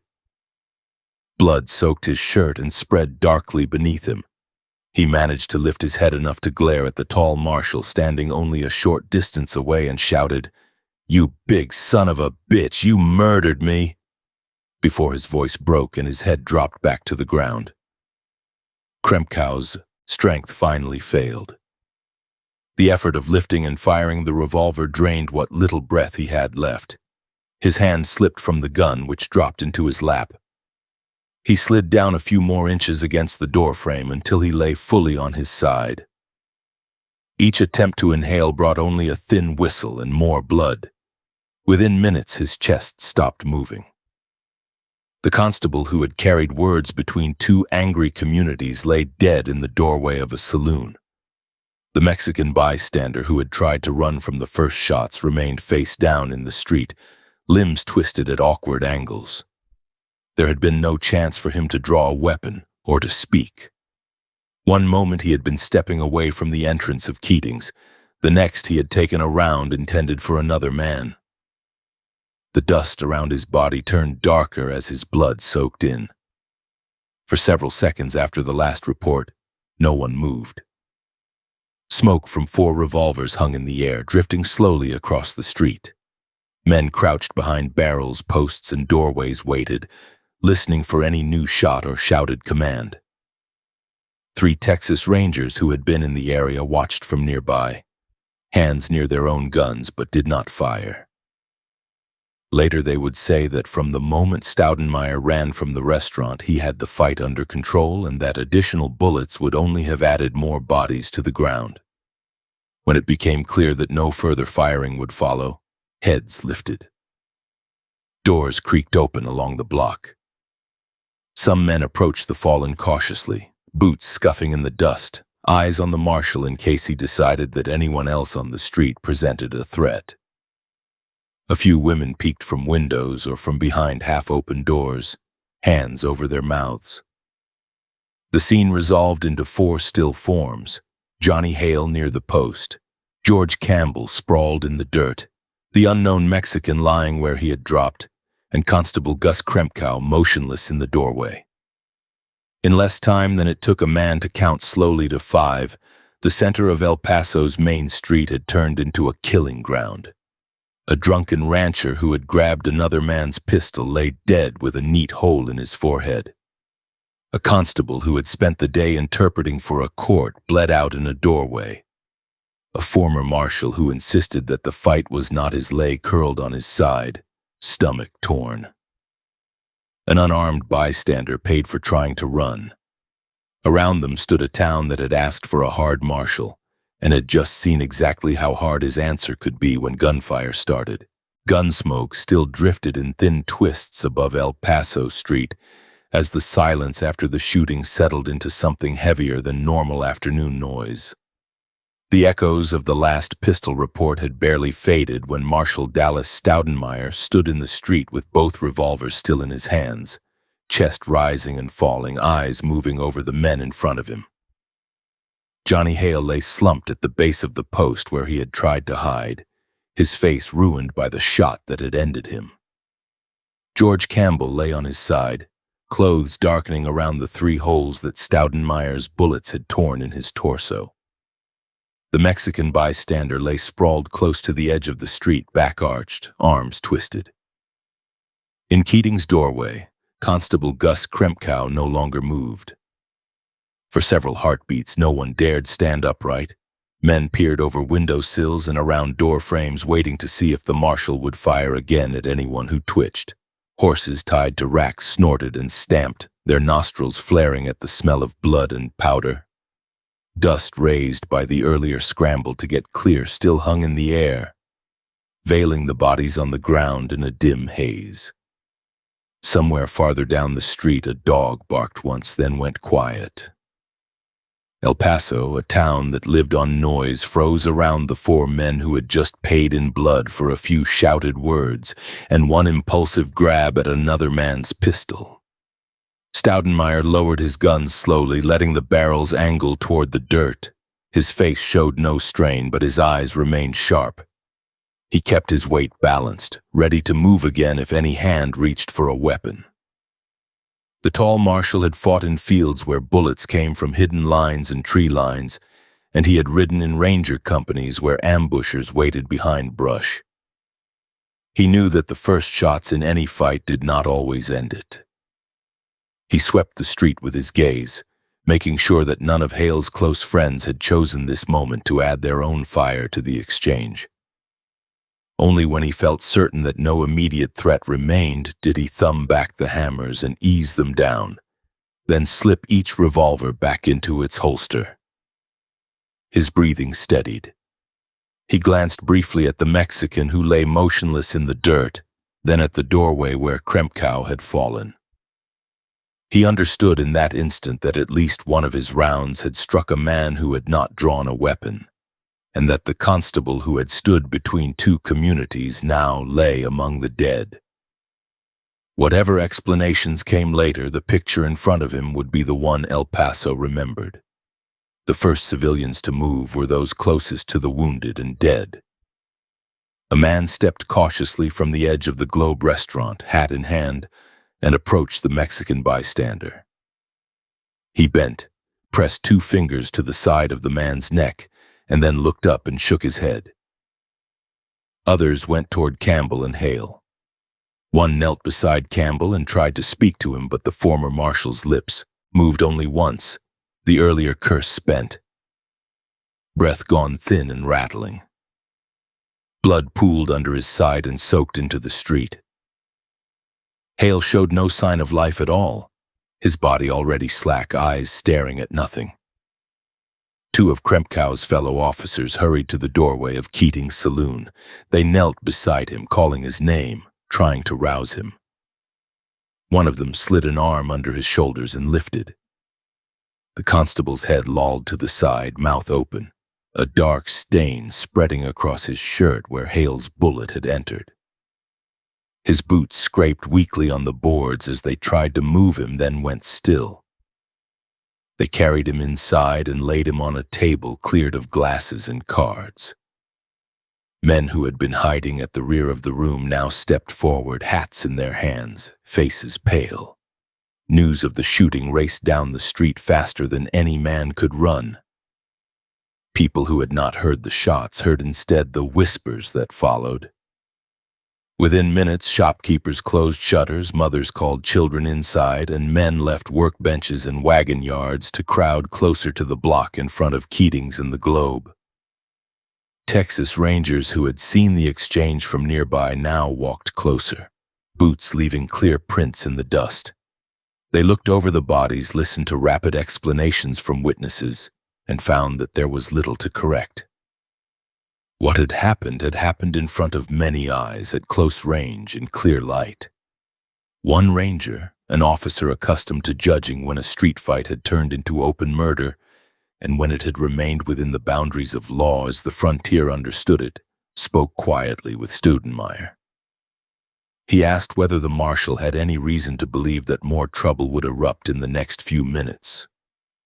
Hearing that the main antagonists lay either dead or dying at their feet, he nodded. When bystanders later asked him why he had not intervened, he answered that from the first shot on, the marshal had the fight under control and that additional fire would only have risked more stray rounds and more innocent bodies. City officials arrived in uneven order. Mayor Solomon Schutz came at a near trot, tugging at his coat, face drawn tight. The clerk who had spent the morning taking notes in the inquest carried his pen and paper reflexively, as if the urge to capture details on the spot had become instinct.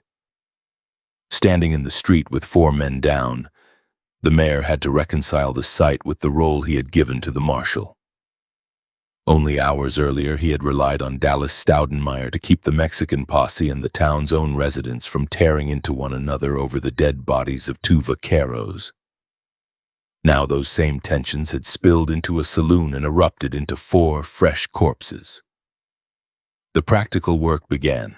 Bodies had to be removed from the street before heat and animals took their toll, and statements had to be gathered while memories remained fresh. Men spread blankets or coats on the ground beside each fallen figure. Hale's friends lifted him, grunting with the effort, and laid him out flat, then wrapped him. The Mexican bystander received similar handling, though no one called him by name at that moment.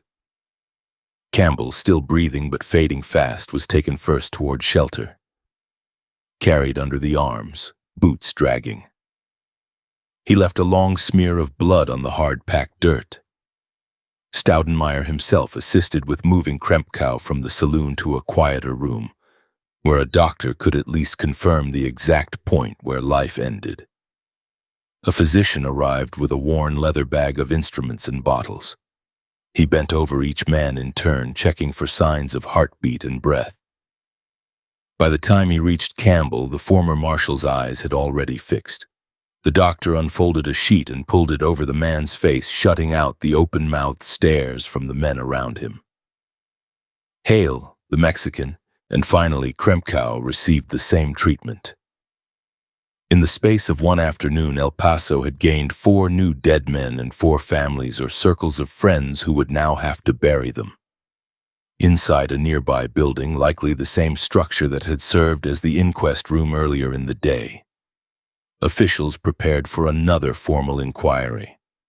The law in El Paso required that violent deaths be examined and recorded. Coroner's juries sat often in such towns, listening to testimony regarding bodies brought in from alleys, pastures, and saloons. This case, however, carried more weight than most. A law officer lay among the dead. Another law officer had fired several of the shots. A third victim had fallen without drawing a weapon at all. The town's reputation already marked it as a hard place. Now the details of this fight would travel by telegraph and newspaper beyond the Rio Grande Valley. Witnesses lined up again, some of them the same men who had spoken in the morning regarding the deaths of Sanchez and Huaric. They told how Campbell and Hale had been talking with others at the bar, how Krempkau had entered only to reclaim his rifle and pistol. how the verbal argument began and grew harsher as Campbell accused the constable of favoring Mexicans over his own. They described Hale's sudden move to seize Campbell's pistol and the flash of the muzzle as he shot the constable in the chest. One by one, they described the marshal leaving his meal, drawing both revolvers as he left the Globe restaurant, and firing his first shot across the street. When they came to the death of the Mexican bystander, accounts focused on placement and timing rather than on intention. Witnesses explained that the man had stepped out of Keating's saloon and had been trying to get clear of the doorway when he crossed the line of fire. In every version, he had no gun in his hand. He had made no threat. He had been caught by a round that crossed the street when the marshal opened fire on what he believed to be an armed threat near the saloon entrance. The doctor's report supported that, noting the entry in the back and the path through the chest. Descriptions of Hale's death left little room for dispute. Men who had seen him tuck himself behind the post told how he edged his head out to look toward the street and how Staudenmeier, now braced and no longer firing on the move, put a round through the center of his forehead. They spoke of the way his body dropped straight down and the way his hand relaxed on the borrowed pistol. That shot, clean and final, ended the life of a man whose ranch had been the starting point for the day's troubles. It also added further fuel to the bitterness of his friends, who now saw him as the victim of a marshal who, in their minds, acted with little hesitation and no regret. Witnesses then narrated the strange exchange between the dying constable and the wounded former marshal. They repeated Campbell's attempt to distance himself from the fight with words that tried to mark a clear boundary. And they described how the mortally wounded Krempkau, mind clouded by pain, still managed to pull his own pistol and fire with enough accuracy to first shoot the gun from Campbell's hand, and then to wound him in the foot. They ended with the image of the tall marshal turning and firing 3 times at Campbell's midsection, even as the man staggered and reached for his second revolver. Each shot, they said, hit home. What emerged from the testimony was a picture of a fight that had unfolded almost too quickly for any bystander to follow each movement in detail, yet clearly enough that the line from provocation to first shot to last bullet could be traced. At its center stood a drunk rancher who had shot a peace officer with another man's gun, and a town marshal whose own deadly reputation now became more than rumor. The coroner's jurors listened, weighed what they heard, and considered the legal customs of a region where self-defense depended heavily on whether a man could point to a drawn pistol on the other side. In the end, the inquest ruled that the 4 men had died by gunfire in circumstances that did not warrant charges against the marshal. Hale's act against Krempkau counted as a trigger for the entire fight. Campbell, though claiming verbally that the fight was not his, had drawn or attempted to draw weapons in the presence of the lawman after the initial shot. The Mexican bystander's death, while tragic, was recorded as accidental, the result of being in the line of fire. Krempkau's final shots were interpreted as a natural reaction of a wounded officer defending himself against the man he believed to be his attacker. No juror wanted to set a precedent that punished a lawman for surviving under those conditions. Word of the inquest's verdict spread quickly. Some citizens nodded in approval, saying that an officer who shrank from gunfire would do them no good in a town packed with saloons and armed men. Others muttered that the marshal had gone too far, that 3 shots into a wounded man's stomach were more than strictly necessary. Friends of the dead repeated Campbell's final accusation in bar rooms and back rooms, insisting that El Paso's new lawman had crossed a line. Mexican residents saw in the death of Krempkau the loss of the one Anglo officer who had listened to them without dismissing their words. That evening, as the bodies lay on boards and tables awaiting burial arrangements, El Paso settled into an uneasy night. Lamps burned late in some houses while people talked through every detail of the day. In other places, men drank in tight clusters, voices low, faces hard. In Hale's circle, talk turned quickly from grief to anger. They spoke of revenge in vague phrases at first, then in more pointed ones. The Manning brothers, James and Felix, sat among them listening. They owned saloons, held local influence, and had ties to many gunmen in the area. Watching the mood among their associates, they understood that the fight on El Paso Street had not closed matters. It had opened a new chapter in the town's violent life. Marshal Dallas Staudenmeier walked his rounds that night through streets still stained with blood. His long coat flapped around his legs in the desert wind. The same tall frame that had moved so quickly across the street earlier now moved at a measured pace past doors and alleys. When he passed the spot where the Mexican bystander had fallen, he paused for a moment, then moved on without saying anything. He had done what he believed the badge required, stepping into gunfire to break up a fight that had already left one officer down. Yet he knew that his bullets had done more than stop a drunk with a pistol. They had shifted the town's balance. By morning, riders on both sides of the river told others that El Paso's new marshal had killed 4 men in the space of only a few breaths. One by accident, but the others with unshakable aim. Stories tightened with each repetition. Some mouths made the event sound even faster, collapsing the whole exchange into a burst of action so short that the mind had to stretch to fit all the movements into it. A simple phrase began to move with those stories, a phrase that would later appear in print and lodge itself in frontier memory. 4 dead in 5 seconds. Whether the timing matched the clock did not matter to the men passing the tale from campfire to saloon. What mattered was that, in a bare instant, a marshal's guns had turned an argument into a pile of bodies and had written El Paso's name into the hard ledger of Western gunfights, April 15 to April 17, 1881. The morning after the shooting broke clear and dry over El Paso with a hard light that showed every stain on El Paso Street. Men with shovels moved through Concordia Cemetery, measuring and marking fresh plots. Undertakers worked in cramped back rooms, cutting boards, hammering boxes together, and lining them with plain cloth. 4 bodies waited for burial or removal, each surrounded by a different circle of grief, anger, or uneasy relief. The town's talk had already shifted from surprise to calculation, men quietly asking themselves what the deaths meant for their businesses, their alliances, and their chances of staying alive in a place that had just watched a lawman shoot 3 men in one afternoon. Constable Gus Krempkow's body lay in a room set aside for him, his badge on the table nearby, his face washed and his clothing straightened as best the undertaker could manage. Fellow officers came in pairs and small groups, hats in their hands, to stand at the foot of the board and look down at the man who had spent the previous day carrying words between 2 communities. Some spoke low prayers.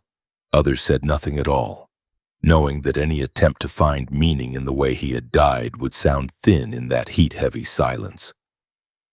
Outside, members of the Mexican community gathered. Men who had ridden with him to Johnny Hale's ranch the day before. Families who had watched him listen patiently when they brought complaints. They had lost the one Anglo officer who had treated their words as more than noise. When the time came to move him, deputies and friends bore his coffin through the streets toward Concordia. The procession passed buildings that had stood through countless brawls and shootings, but even in a town hardened to violence, the sight of a deputy's body in a box drew quiet. Men left saloon doors to stand bareheaded at the edge of the road. Mexican residents followed close behind, some carrying small wooden crosses or rosaries, others walking with hands clenched at their sides. No one shouted, no one jeered. The echo of boots and wagon wheels on packed earth was the only sound. Near the grave, a minister read from a worn Bible. The words spoke of dust, judgment, and rest, phrases heard many times before over the open holes of Concordia. A small breeze pushed dust across the ground and tugged at coat hems. When it ended, men stepped forward to lower the box on ropes. Earth thudded on wood in a steady rhythm as shovels worked. At the edge of the gathered crowd, Mexican riders watched with drawn faces, knowing that the man in the ground had risked his standing among Anglos to give their dead vaqueros a hearing under Texas law. They had expected the state to shield him. Instead, a drunk rancher in a saloon had cut him down. George Campbell and Johnny Hale received different funerals but shared the same ground. Their coffins were carried with respect by their own circles of friends, men who had drunk with them, worked cattle with them, gambled, and fought beside them. At Campbell's burial, former colleagues from his time as town marshal stood at the head of the grave, some remembering raids on thieves and drunks he had led. Others thinking of more recent months when his temper and drinking had become the talk of back rooms. Hale's service drew ranch hands, saloon men, and local businessmen who had profited from his dealings. At both gravesides, angry words regarding the current marshal passed from one man to another, never loud enough to carry far, but sharp enough to cut. The Mexican bystander's body did not rest in the same line of graves. His corpse had been taken from El Paso Street by members of the Mexican community, men who refused to let him lie under unfamiliar rites. His name did not appear in every official record, but among his friends and relatives it was spoken clearly and often that day. They washed him, dressed him, and buried him according to their own customs on ground chosen by his family. At his gravesite, the story repeated over and over was simple. He had stepped out of a saloon doorway to get clear of trouble, and had died with no weapon in his hand. As the burials took place, the phrase that had already attached itself to the fight on El Paso Street continued to circulate. Men in saloons and at wagon yards said that 4 lives had ended in only a handful of seconds. That 1 minute everyone had been talking, and the next the marshal stood among bodies. The exact count of heartbeats did not matter to them. What mattered was speed. They emphasized how quickly the tall marshal had left his meal, how fast his pistols had cleared leather, and how decisively his bullets had found heads and bodies. That speed now formed the core of his reputation, added to earlier stories from other towns regarding men who had tested him and fallen. In rooms where Hale's and Campbell's friends gathered, the story had a different flavor. They did not dwell on the drunk rancher's choice to snatch a pistol from another man's belt or on the first shot into Kremkow's chest. They focused on the marshal's rounds on the dead rancher by the post, on the former marshal with holes torn through his torso. They repeated Campbell's last words with rising anger, insisting that he had been cut down after trying to step away from the fight. In those circles, the new lawman was no hero. He was a threat that had to be answered if they were to keep their own influence in El Paso. One of the most restless men in those gatherings was former Deputy Bill Johnson. Since the day Dallas Staudenmeier had taken the jail keys from his pocket in front of watching citizens, Johnson had carried a slow-burning humiliation. He had been used to lounging in saloons, bragging regarding his deputy's badge and the keys that hung heavy at his waist, more symbol than tool. Having the new marshal reach into his pocket and strip that badge of its weight before a room full of witnesses had left him with a reputation as a joke. He tried to drown that memory in whiskey, but it clung to him. The events at Keating's saloon deepened that wound. Johnson watched men in his circle grieve for Hale and Campbell and direct their anger at Staudenmeier. They spoke regarding the tall marshal's arrogance, regarding the way he had taken over the streets, regarding the display of gunfire the day before. They wanted revenge, but few were willing to confront the man who had just killed 3 armed men in open daylight and walked away without a scratch. In this atmosphere, Johnson saw a path to reclaim some of his lost standing. If he could be the one to take down El Paso's iron-handed marshal, he would no longer be the deputy thrown aside in a public argument. The Manning brothers, James and Felix, moved quietly among these conversations. They owned saloons and had many allies among the gamblers, cowboys, and drifters who used those rooms as living quarters. The death of Hale, a man tied to their interests, cut into their reach in the upper valley. They saw that as long as Staudenmeier wore the badge, their ability to shield their associates from the law's reach had shrunk. They did not yet confront him directly, but they encouraged talk of resisting his authority. When Johnson voiced his desire to strike back, they did not talk him down.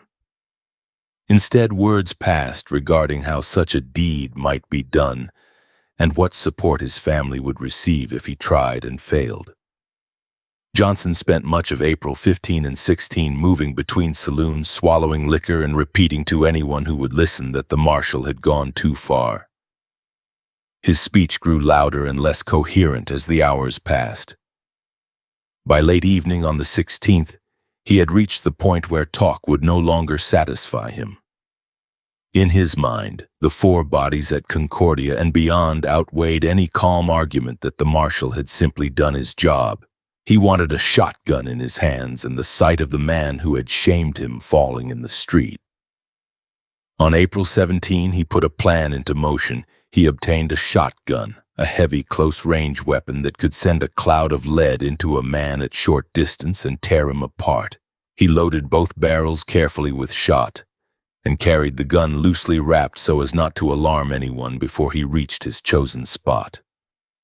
Whiskey still fogged his thoughts, but the core idea remained clear.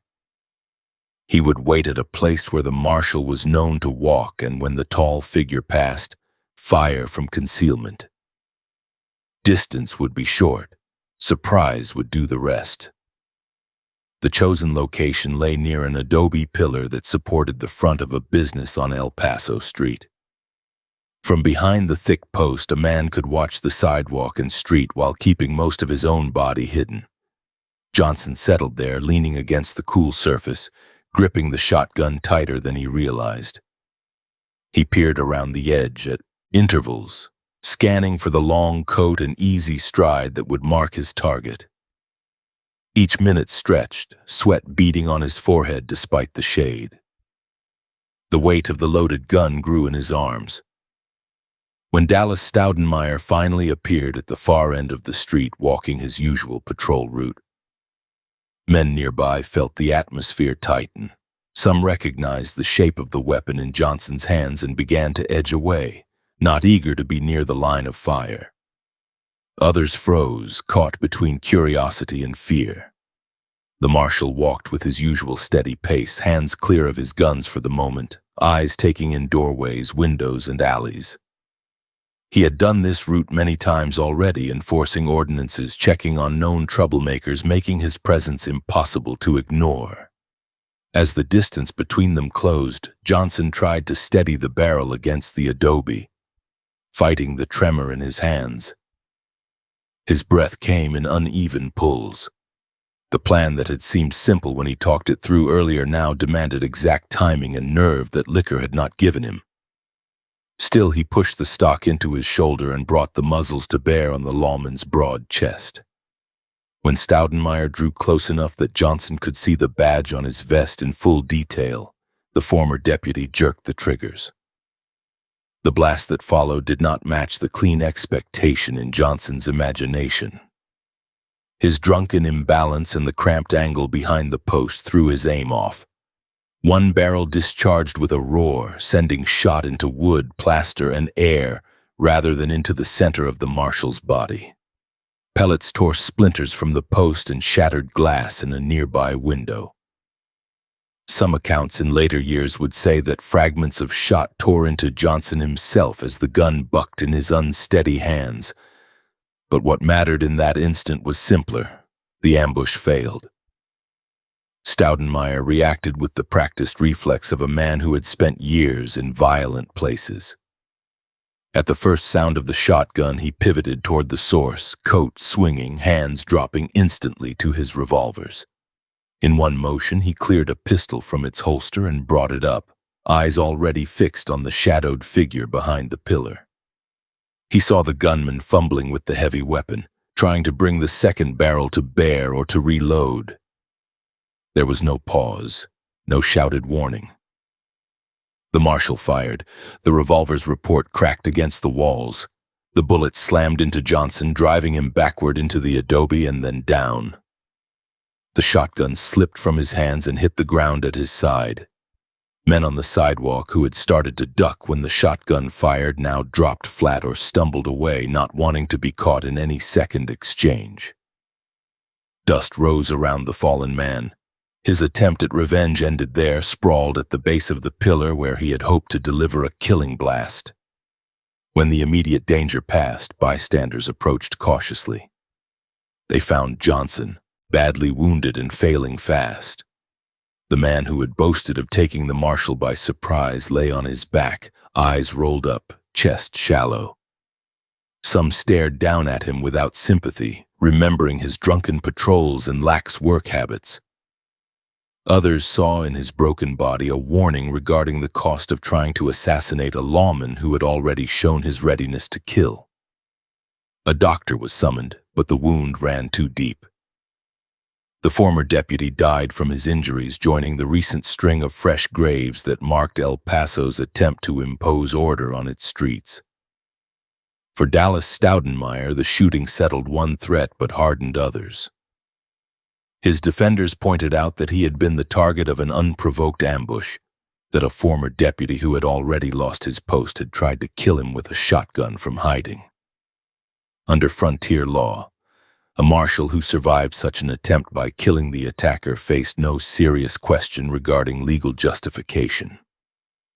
Yet in the corner saloons where the Manning brothers and their allies drank, Johnson's death added another name to the list they recited when they spoke of what the new marshal had done to their side. In the days that followed, the pattern of life in El Paso shifted. Open defiance of city ordinances dropped sharply. Men still carried pistols, but more of them kept the weapons hidden under coats when walking through the heart of town.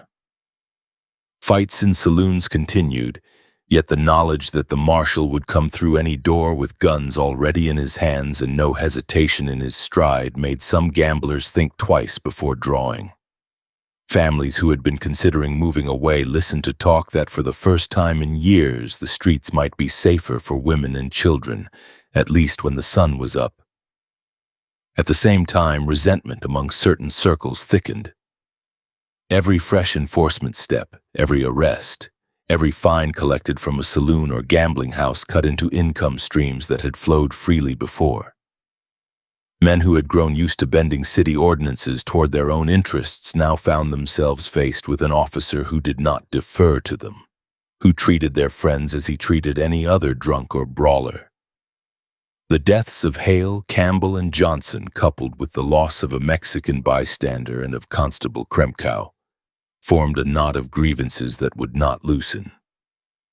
El Paso had asked for a marshal who would hammer down the town's worst instincts. In April 1881, it had such a man. The failed ambush at the adobe pillar showed everyone who cared to look that he could not be easily intimidated or removed by a single hired gun with a shotgun.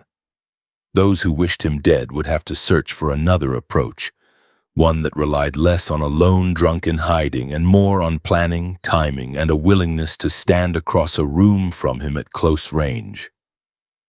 The next stages of that effort began quietly in whispered conversations over saloon tables while the man at the center of it all continued to walk El Paso's streets with his badge on his vest and two heavy revolvers hanging easy at his sides. Late 1881 to early 1882. In the weeks after Bill Johnson died at the base of the adobe pillar, El Paso woke each morning to streets that remembered. The dust in front of the saloons carried faint brown patches where blood had dried, then been ground into the earth by wagon wheels and boot heels.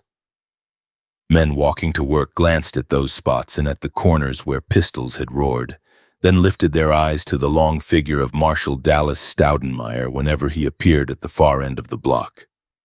The town had asked for a lawman who would end its reputation as a place where killings came easy. It now lived with a man who had shown plainly what that request meant in practice. During those months, the marshal's routine seldom varied. He walked El Paso Street at steady pace, long coat moving around his legs, hat brim low, eyes never still. The badge on his vest caught light when the sun hit it. Under the cloth, the butts of his two heavy revolvers pressed against his hips, one on each side. He checked on every place that drew trouble: gambling halls, dance houses, cheap lodging rooms, and the narrow alleys between them where drunks staggered and thieves lurked. He stepped through doors without announcing himself, letting his height and the memory of recent shootings do half his work before he spoke a word. Men who had once carried pistols openly on their belts in the center of town now hid them under coats or left them in rooms before venturing into the commercial district. City ordinances regarding firearms had existed for years, but under earlier marshals they had been little more than words on paper. With Staudenmeier in office, those rules had teeth. He did not hesitate to disarm men whom he caught with guns in forbidden zones. Sometimes he took the weapons, marked down the owners' names, and locked the pistols away until the fines were paid. At other times, especially when a man cursed him or reached toward leather, he used the revolver in his own hand to convince them that arguing over an ordinance was not worth dying in the street. Arrests still meant risk. More than once, he walked into a saloon where a brawl had spilled from the tables to the floor and men had drawn knives or pistols. In those moments, voices overlapped in shouts and curses, chairs lay smashed, and broken glass glittered underfoot. Staudenmeier pushed through the swinging doors, took in the scene in a single glance, and went straight for the one man whose face or hands told him the most danger lived there. He did not debate. He grabbed, slammed, and cuffed as needed, only drawing a gun when a barrel already pointed his way. When bullets did fly, they came in short bursts, with the same brutal finality he had shown outside Keating's. Each time the smoke cleared, it was the marshal still standing, breath steady, while another body went stiff on the floor. Word spread that under his watch killings still happened, but not with the same casual frequency and not without response. In earlier years, men had died in disputes over cards or women, and their killers had walked away with a shrug, knowing that witnesses would refuse to talk and weak enforcement would let the matter fade. Now, anyone who left a corpse behind had to consider that a tall man with 2 pistols and a short temper would come looking, and that when he found them they would stand either in front of a judge or under a blanket. This awareness did not turn El Paso into a quiet church town. It did change the judgment of men who preferred profit and survival over the satisfaction of pulling a trigger in anger. Merchant records and casual tallies taken by newspaper men reflected that change. Shopkeepers who once added the month's deaths to their conversations as if counting weather changes began to note that fewer bodies were dragged from the main street in broad daylight. Saloon owners who had become accustomed to blood on their floors now went weeks without washing death from their boards. Violence did not vanish. It moved into different shapes, arguments that stopped at fists, threats delivered in dark corners but not carried out, grudges that waited for better opportunities. The tone of open daily brutality shifted. Under Staudenmeier's iron presence, El Paso's murder rate along its visible spine bent downward. Yet every life he took in the line of duty fed the hostility of those who watched their own influence shrink. The Manning brothers kept track. Each time word went round that the marshal had shot another man who resisted arrest or who drew in a crowd, they listened carefully to the details.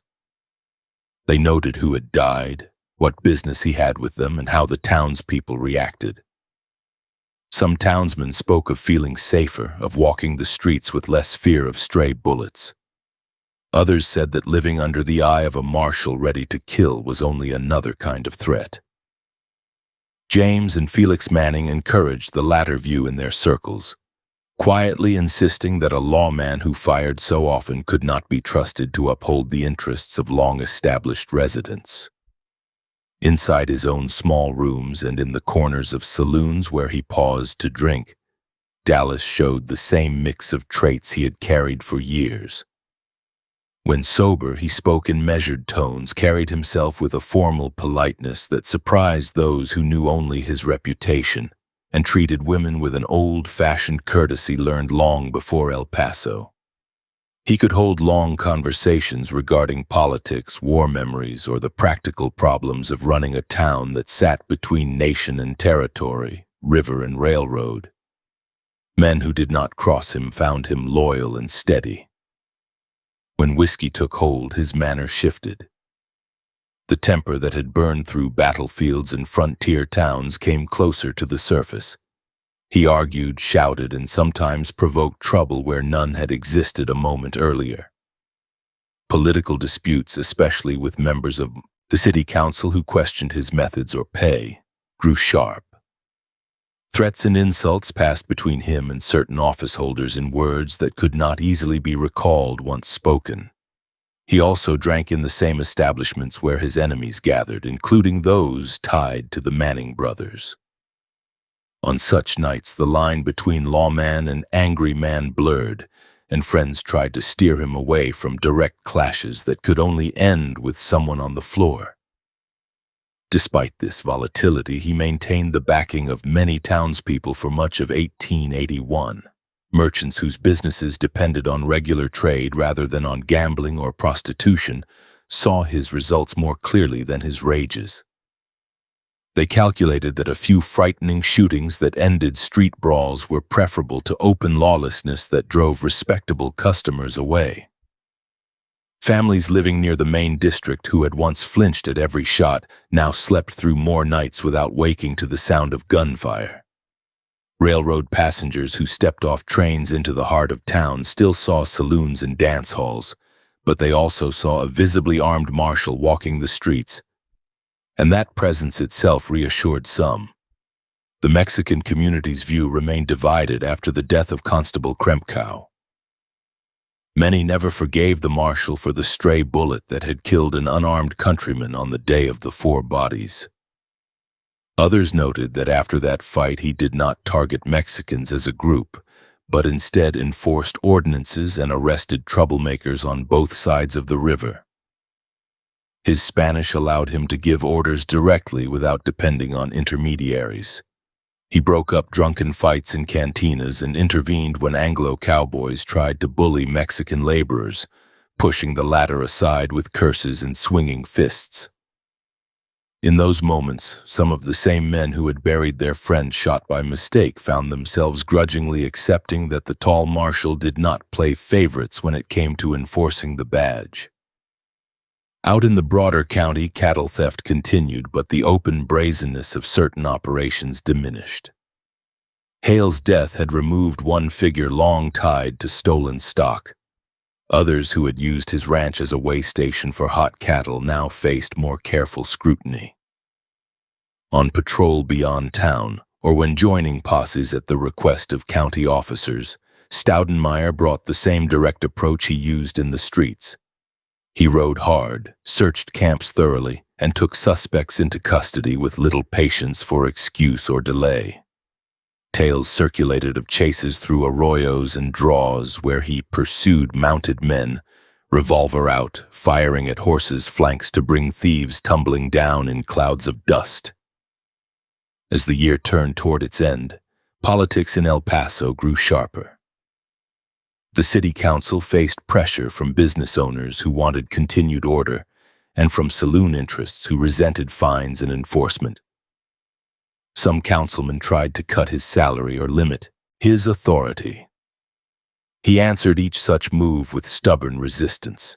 He reminded them that before he arrived, they had burned through a string of marshals in less than a year, and that during those months, shootings had littered the streets. He refused to become another short-term name on a list of failed lawmen. Each time dismissal or forced resignation arose in private talk, he pushed back with threats to lay bare the council's ties to certain gambling houses and brothels. Into this unsettled balance stepped Stanley "Doc" Cummings, his brother-in-law. Cummings operated saloons and other enterprises, moving in some of the same circles as the Manning brothers. His marriage to Dallas's sister, Belle, linked him to the Marshall by family as well as by business. Cummings carried himself with the swagger of a man comfortable in violence, wore good clothes, and drank heavily in his own establishments. He backed Dallas in public arguments, spoke well of his enforcement efforts, and made plain to anyone who listened that any insult to the marshal would also be taken as an insult to him. This alliance deepened the existing feud lines. When Cummings quarreled with saloon operators tied to the Mannings, the arguments took on a harder edge because everyone present knew that behind him stood the guns of the town marshal. Conversely, when the Mannings pushed back against city decisions that favored Dallas, his supporters saw their opposition as part of a larger pattern that included their friendship with the dead Hale and their presence in the room on the day Campbell fell. Ordinary disagreements about licensing, fines, and operating hours now carried the weight of blood history. Few men who sat at their tables in those months were unaware of this thicker context. Amid these pressures, Dallas sought to ground at least one part of his life in something outside the constant strain of enforcement and feud. In early 1882, he looked again toward Columbus, Texas, where he had lived and worked in the years after the war. There he had known the Cummings family before their ties to El Paso. From that connection came Isabella, Stanley's sister.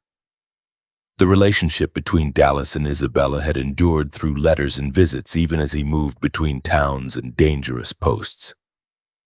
Marriage promised a measure of stability his life had lacked since childhood, a place and person to return to that did not revolve around pistols and ordnance books. Arrangements were made for him to travel east to Columbus.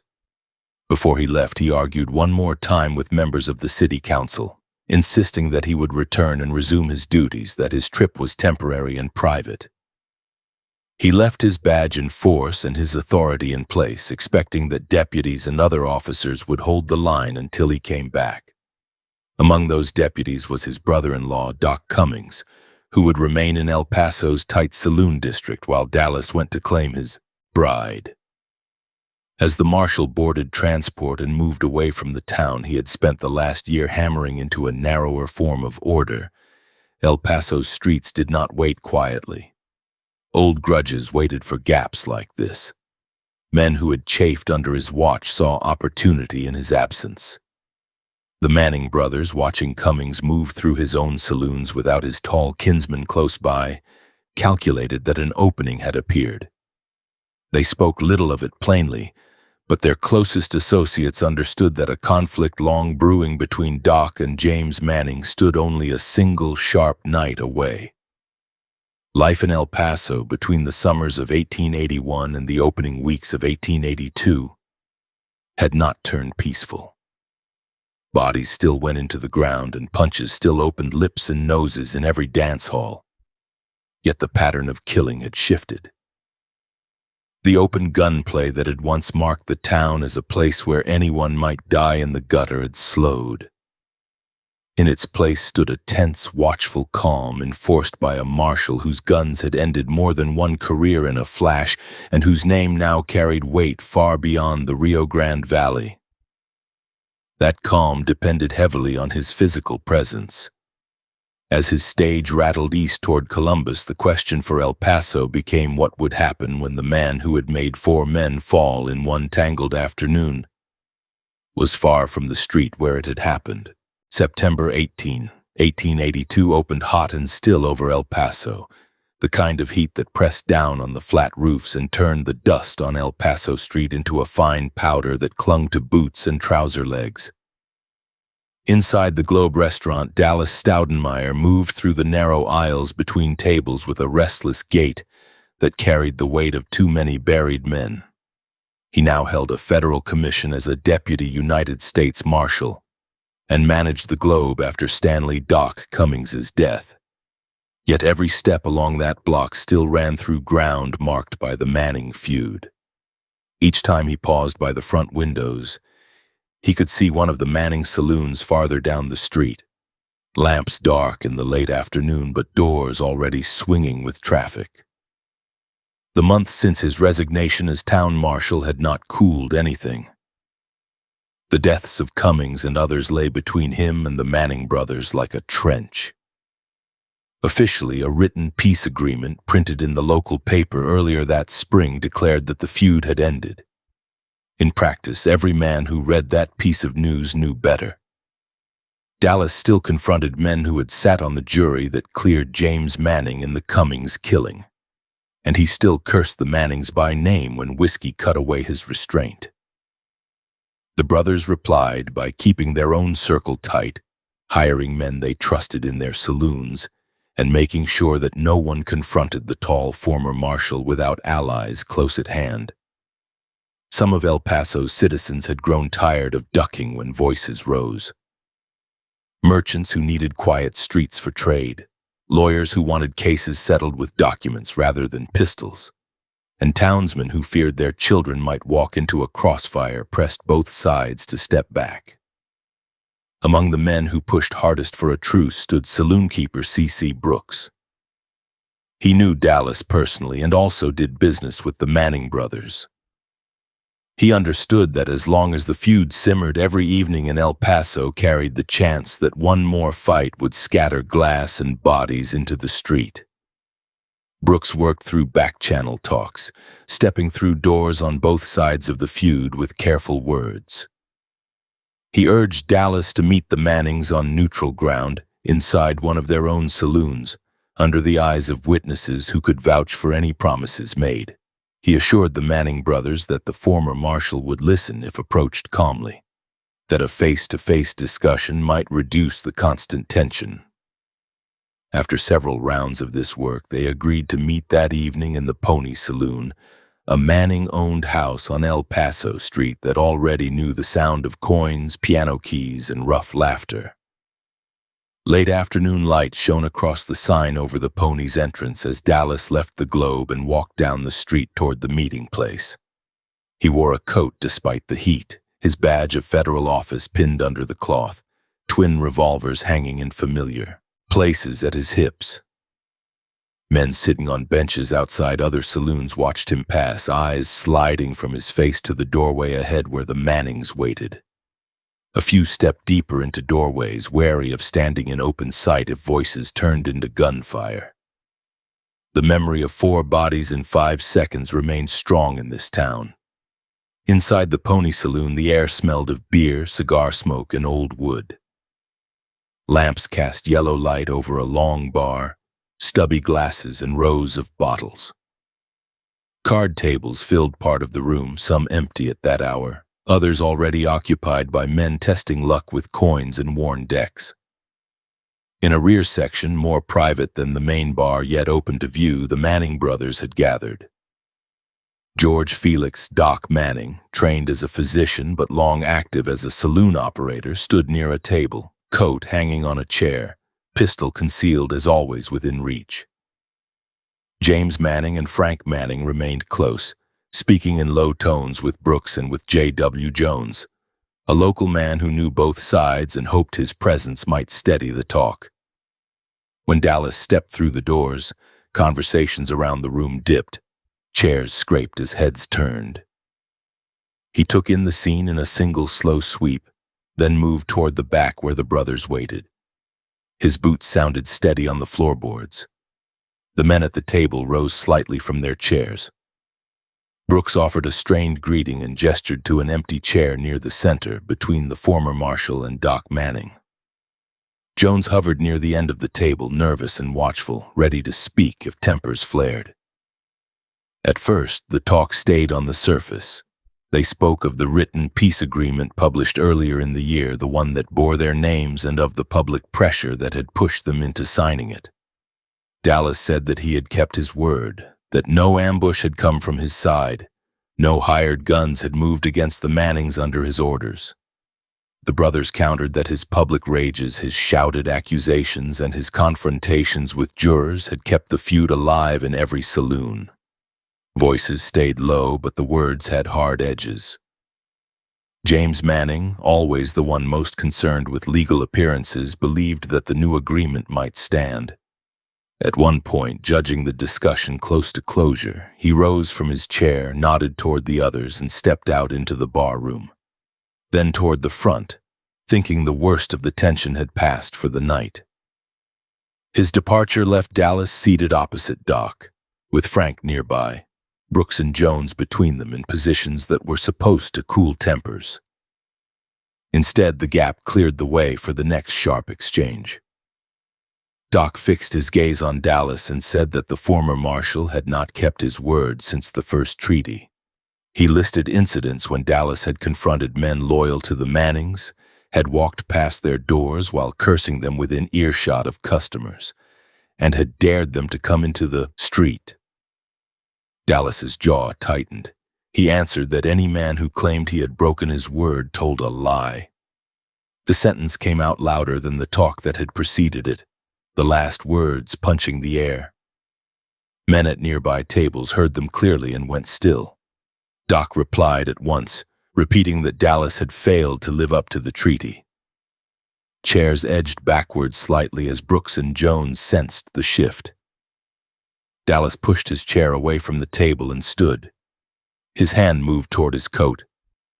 Doc rose in the same breath, his own hand reaching for the hidden pistol at his side.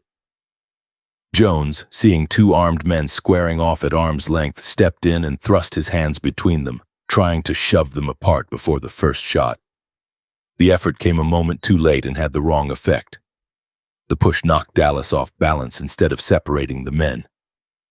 His left side twisted, his weight shifting awkwardly. As he stumbled, Doc cleared his pistol and fired. The first bullet smashed into Dallas's left arm, shattering bone and tearing flesh. The limb sagged useless at his side, his left hand losing its grip on the revolver it had been reaching for. Doc fired again. The second round slammed into the breast of Dallas's coat where a thick wad of folded papers filled his inner pocket. The documents stopped the bullet from piercing his chest, but the impact drove him backward with brutal force. The blow knocked him through the batwing doors, out of the saloon and into the dust of El Paso Street. He hit the ground on his back, breath driven out of his lungs, left arm hanging broken and bloody, ears ringing from the twin blasts in the enclosed room. For a heartbeat, the doorway framed smoke pouring from the interior and the sprawled shape of the man who had once strode this block as town marshal. Then Dallas's training and instinct took hold. A two-gun man to the end, he reached with his good right hand for the second pistol at his hip. Fingers closed on the grip. He dragged the revolver clear and from where he lay near the doors brought the barrel up toward the entry. Doc, wounded but still moving, came through the swinging doors, pistol ready to finish the job. As his silhouette appeared over Dallas, the fallen lawman fired. The shot struck Doc in the arm, spinning him sideways. His pistol hand dropped and blood spilled down his sleeve. He staggered back into the doorway, cursing, half turned toward the bar for support. In that same instant, James Manning re-entered the scene. Hearing the shots from the front of the building, he rushed back toward the sound, pistol in hand. He came out behind Dallas, who was still down, trying to rise, body twisted from the wound to his arm and the heavy blow to his chest. Bystanders later spoke of how quickly it happened. James raised his gun and fired twice.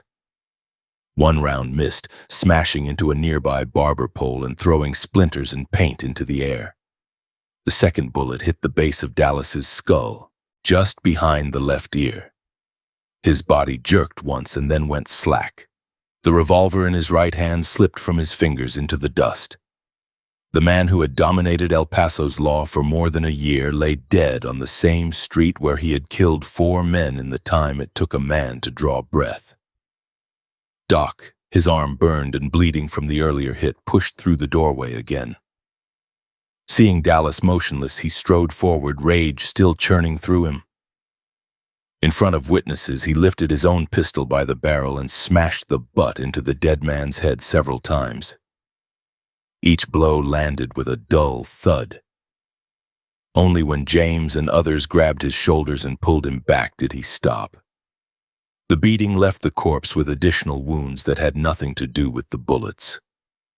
Once the gunfire stopped, the Pony Saloon fell into a heavy silence. Men who had flattened themselves behind tables and pillars now lifted their heads. A few crept toward the doorway, peering out at the figure lying in the dirt. Others stayed fixed where they were, aware that law officers and friends of the fallen marshal might arrive at any moment with anger hotter than any they had just witnessed.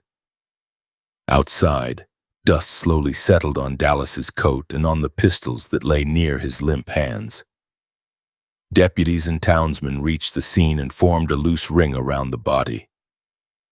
One man knelt, pressed fingers to the neck, then looked up and shook his head. The bullet through the skull had ended everything in an instant.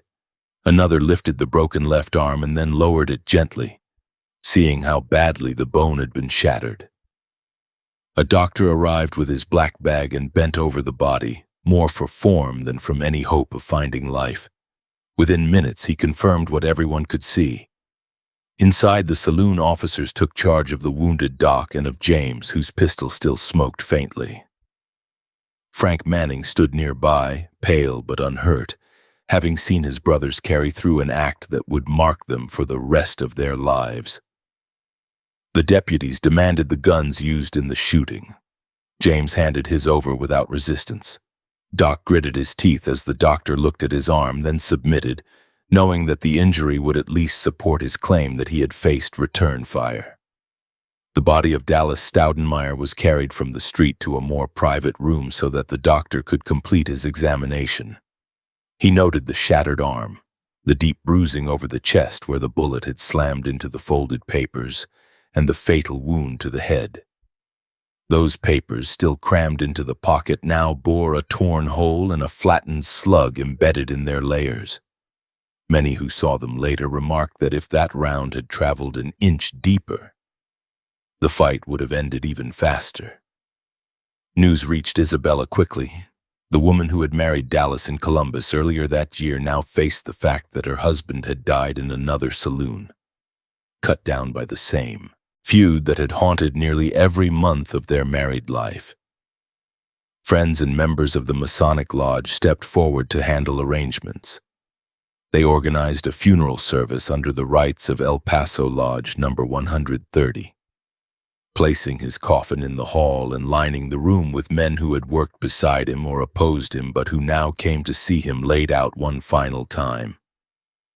During the service, his pistols lay near the coffin, silent metal that had once fired faster than most men could see. The minister spoke standard words regarding death, service, and judgment. Masons recited their own formal phrases, honoring a brother who had given his strength to the town. The atmosphere mixed respect with unease. Many in that hall knew that while Dallas had reduced open killings along the main street, he had also frightened decent citizens when drink loosened his control. They also knew that the men who had killed him still owned saloons only steps away. After the local rites, Isabella arranged for his body to be shipped east. The coffin traveled by rail toward Columbus, then to nearby Allenton, where relatives and old friends received him. In that cemetery, far from the Rio Grande, they lowered the box into Texas soil and marked the grave of a man who had fought for the Confederacy as a teenager, ridden with the Rangers, and tried to hammer El Paso into a stricter shape with the weight of twin revolvers. Back in El Paso, legal proceedings moved with a familiar rhythm. Authorities charged James and Doc Manning in the killing. A jury was impaneled, drawn from a population where the brothers had many friends and business partners. In court, defense attorneys argued that Doc had fired in self-defense during a confrontation that Dallas had helped ignite, and that James had intervened only when his brother's life appeared in danger. They pointed to the broken arm and chest bruise as proof that the former marshal had still been fighting when the final shot came. Witnesses described the meeting, the argument, Jones's attempt to separate the men, the first shots and the last bullet that dropped Dallas in the street. As in earlier trials, testimony often leaned toward the Manning version of events. The earlier written peace treaty, they argued, showed that the brothers had tried to reduce trouble, and that this last meeting had been intended to build on that effort rather than to start a fresh fight. The prosecution pointed to the beating of the corpse as evidence of hostility far beyond any reasonable fear, yet that image did not weigh enough to overcome the standing of the defendants. In the end, the jury returned a verdict that cleared the Mannings. They walked free, their saloon still in operation, their names carrying no official brand of murderer. For supporters of Dallas, the result confirmed what they had already believed when James walked away after the Cummings killing. That in El Paso, a man with the right friends and enough influence could shoot an enemy and stand a strong chance of going home after court. For the brothers and their circle, the acquittal marked the close of a long, dangerous contest with a lawman who had threatened their position from the day he took the marshal's job. With Dallas dead, the feud that had run through the 4 dead in 5 seconds gunfight, the Bill Johnson ambush, and the Cummings shooting lost its most volatile figure. El Paso did not turn gentle. It remained a hard frontier town with saloons, gambling halls, and brothels lining its streets. Yet the sight of the tall marshal lying in the dust outside the Pony Saloon on September 18, 1882 drew a line under one violent chapter. The man whose pistols had once tamed the street died facing the weapons of the very men he had battled for control of that block, and his fall left the town to decide what kind of order it wanted without him.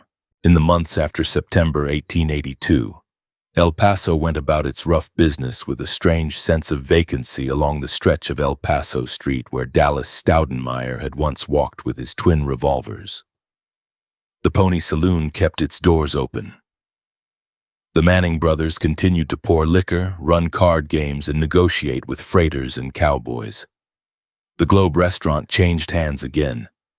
Citizens still stepped around drunks on the boardwalk and heard pistols crack from time to time. Yet the hard figure who had turned one afternoon into 4 bodies no longer strode out of doorways to force an end to such trouble. The feud that had taken Constable Gus Krempkow, Stanley Doc Cummings, and finally the former marshal himself did not bring down the Manning brothers. It left them still behind their bars while Dallas lay under Texas soil far to the east. The year after his death, El Paso buried one more lawman. Assistant City Marshal Thomas Mode fell during an investigation at a brothel in July 1883. In the reshuffling that followed, the city appointed Frank Manning as assistant marshal, at least for a time. He wore a badge in a town where his brothers had stood trial for killing the previous marshal and had walked free. Some citizens saw this as proof that local influence could bend the badge to fit old alliances. Others shrugged and went back to their work, deciding that any man willing to stand between angry gunmen and the rest of the town was better than an empty post. The murder rate along the main street did not return to the chaos of earlier years, but the lines between law and saloon interests stayed blurred. As the 1880s turned over into the 1890s, the town around that short block changed shape. Railroads pushed deeper into the region. Freight yards and warehouses rose along the tracks. Smelters and stockyards brought new kinds of noise and smoke. Streets that had once been little more than dust tracks, flanked by saloons and adobe houses filled with more permanent buildings. New arrivals stepped off trains and saw El Paso as a growing city rather than a raw border camp. Yet in the back rooms of the older saloons, men who had watched April 14, 1881 with their own eyes continued to tell the story of the afternoon when 4 men fell in a handful of heartbeats. They spoke of the Mexican posse that had ridden in, of dead vaqueros, of an argument at Keating's, of smoke in the doorway and a marshal running from the Globe. Each telling shaved away detail or added emphasis, but the core remained. 4 dead men, a few seconds of gunfire, and a tall lawman at the center. News of the fight had not stayed in El Paso.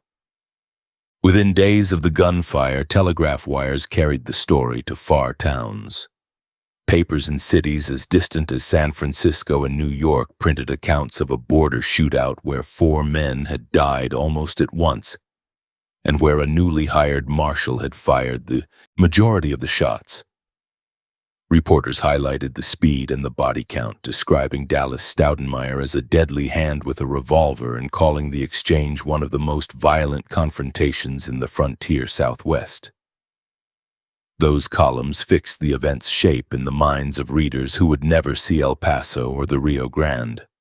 The details regarding cattle theft, cross-border frustration, and the later feud with the Mannings received less space than the image of a street stained with blood after a burst of gunfire that witnesses said lasted no more than 5 seconds. As the 19th century closed, popular writers turned West Texas gunfights into saleable tales. Dime novels and illustrated magazines cherry-picked episodes that fit the pattern readers wanted. Quick draws in the open street, hard men facing one another under the sun, sheriffs and marshals dealing out justice with cold eyes. When they reached for El Paso, they seized on the phrase that had attached itself to the April gunfight, 4 dead in 5 seconds. The title needed no further explanation for buyers scanning a newsstand. Inside those pages, authors flattened complex characters into simple types. The fearless marshal, the treacherous cattle thief, the dangerous Mexican crowd, the dead vaqueros whose bodies had set the story in motion, and the Mexican bystander who had fallen while trying to escape often slid into the background or vanished entirely. What remained was a showcase of speed and accuracy that fit neatly alongside fictional duels in other frontier towns. Through the early years of the new century, the Manning brothers lived on in El Paso. James died in the second decade of the 1900s, George, Felix, and Frank in the third. Local memory held them as successful saloon keepers and ranch operators who had survived one of the town's bloodiest feuds without serving prison time. As the city expanded, new residents worked, married, and raised children with only a vague sense that a deadly fight had once taken place on the old main street. Official records and a few yellowing newspaper clippings preserved names and dates. For a time, the killing of Dallas Staudenmeier slipped into the background of a town more occupied with rail schedules, freight contracts, and the flow of goods across the border than with the details of a gunfight conducted by men long in their graves. Historians eventually dragged the story back into full daylight. In the 1970s, a detailed biography of Dallas Staudenmeier reassembled the scattered pieces of his life, from his youth in Alabama to his service in war in the Rangers, and finally to the years in El Paso where he enforced order with a careworn badge and twin heavy revolvers. That work, along with local research projects and border history programs, dug into court records, contemporary press, and personal reminiscences to reconstruct the sequence from the cattle theft that started everything through the feud and the last saloon meeting. The scholars pulled the narrative away from pure saloon legend and placed it in context, a case study in how personal grudges, racial hostility, and thin legal structures interacted in a young border town. By the late 20th and early 21st century, the 4 dead in 5 seconds gunfight had settled into a fixed place in the broader story of the Old West. Articles ranking the most dangerous frontier gunmen put Dallas's name alongside more widely recognized figures, citing his brief but intense run as El Paso's marshal, and the fact that he killed 4 men in less than a week on the job. Television documentaries dedicated episodes to him, staging reenactments on sets dressed to resemble El Paso Street, with actors in dust-stained coats firing blank rounds from black powder revolvers. As historians described the actual bullets that had cut down Krempkau, Hale, Campbell, and the fleeing Mexican. Popular history sites and magazines repeated the basic outline, sometimes crediting him with more shootings than the records support, sometimes glossing over the accidental killing of the bystander, but always centering his speed and willingness to fire. Modern law enforcement writing has also treated the gunfight as a reference point. Articles looking back at historic police shootings have included El Paso in lists that stretch from frontier posses to contemporary departments. In that frame, the 4 dead in 5 seconds fight illustrates both the risks of chaotic crossfire on a crowded street and the brutal decisiveness that officers in isolated towns once carried as a job requirement.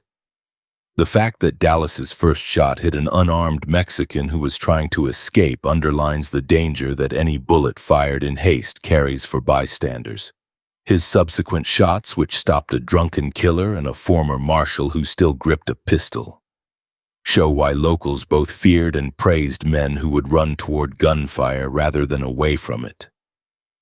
On the ground in El Paso, physical reminders fix the story in place. Historical markers and plaques identify the stretch of the old street where Keating's Saloon and the Globe restaurant once stood, pointing out to passers-by that a short burst of violence there helped define the town's image long after the buildings themselves vanished. Local museums and archives curate photographs, documents, and interpretive panels that walk visitors through the chain from the Mexican posse's arrival to the last feud killing. On anniversaries, costumed volunteers have reenacted the gunfight, stepping off measured distances and firing blanks while narrators explain who fell where and why, turning the street back into a stage for a few minutes to help people understand the reality buried under the legend. Across the river and in Mexican-American communities, the story sits differently. For many there, the focal point is not the speed of a marshal's draw, but the fact that two Mexican ranch hands died while searching for stolen cattle, and that a bystander from their own side fell to a stray bullet when the lawman opened fire.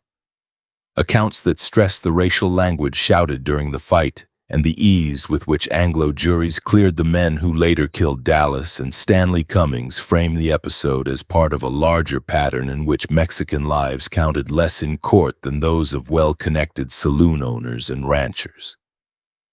Where some see a heroic marshal taming a violent town, others see a border system where justice depended heavily on which side of the river a man was born on and how many friends he had inside the courthouse. Taken as a whole, the chain of events that began with stolen cattle in early 1881 and ran through a handful of seconds on El Paso Street shows what frontier law often meant in practice. A single gunfight did not by itself change the Old West, yet it exposed forces that shaped the region, private grudges coiling around public positions, ethnic tension flaring when Mexican citizens demanded justice on the American side, ambitious businessmen using saloons and juries to protect their interests, and a marshal whose skill with guns brought a lower visible murder rate, but also built resentment that ended in his own death. The fight became a touchstone not because it stood alone, but because it concentrated those realities in one brief exchange that left 4 men dying in the dust.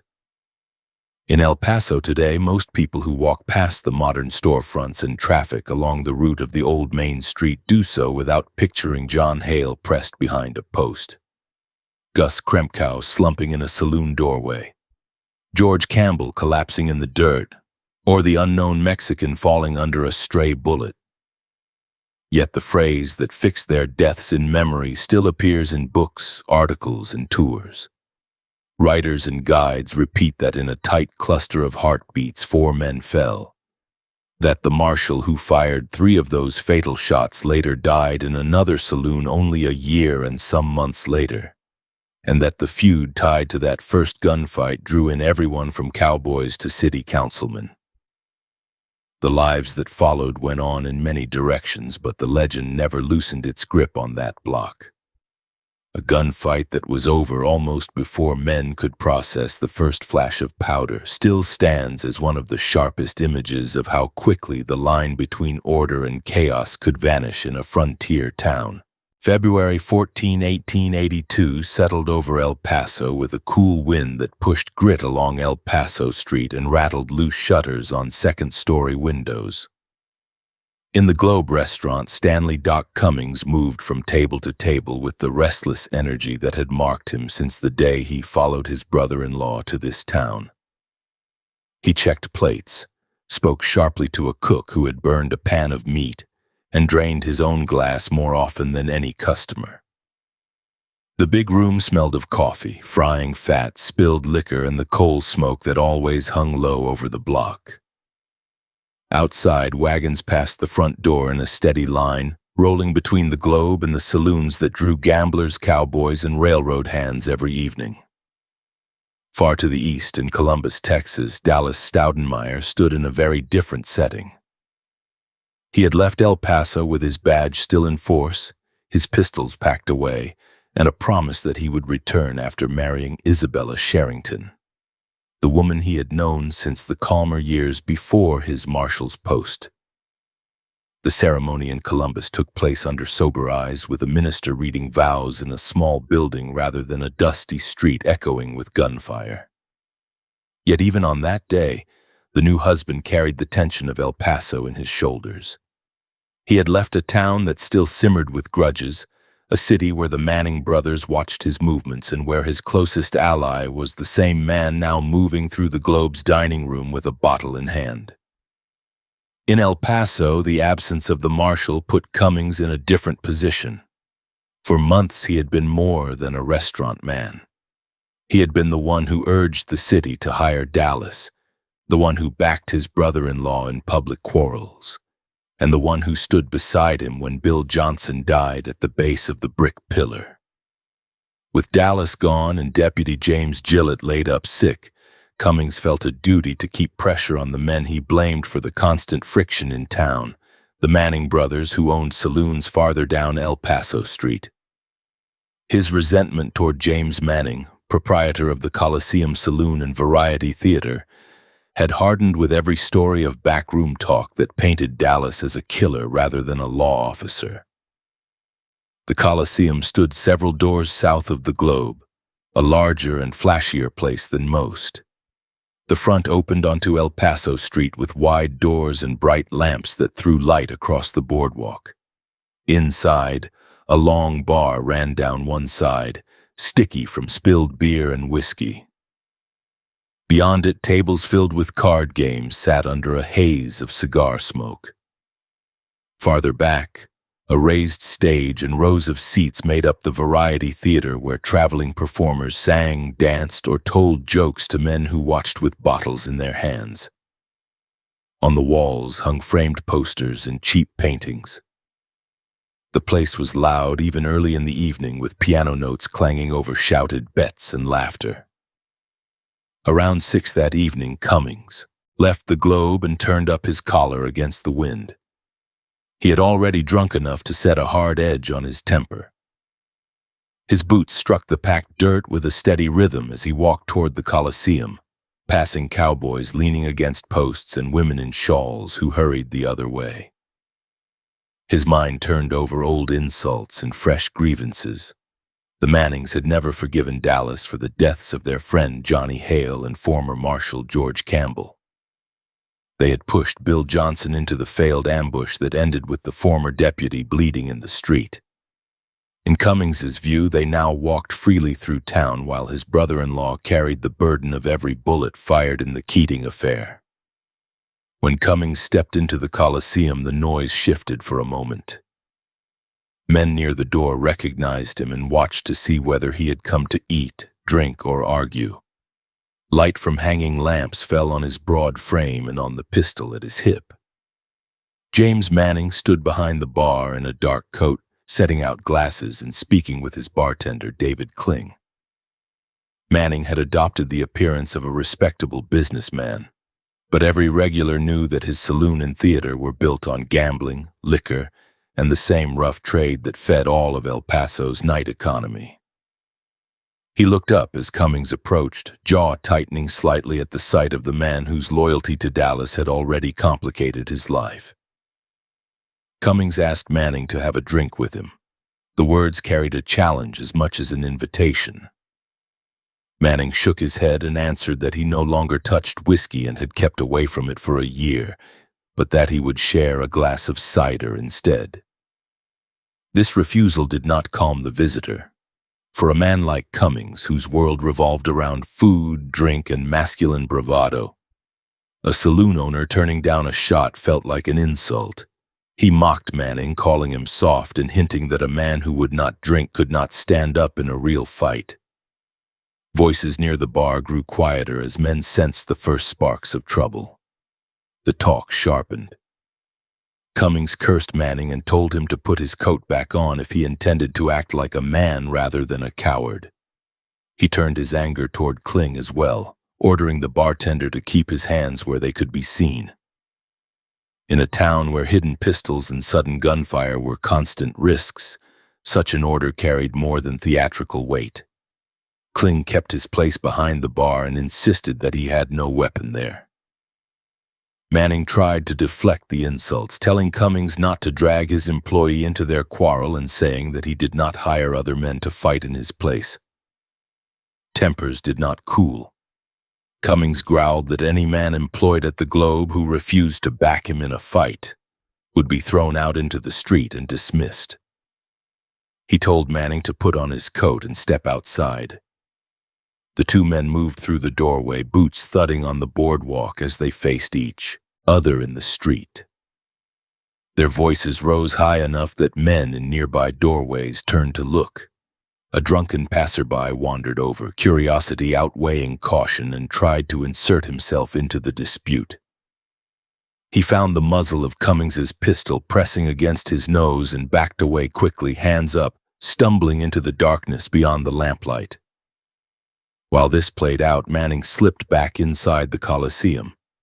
Cummings remained outside a moment longer, breathing hard, then holstered his gun and followed.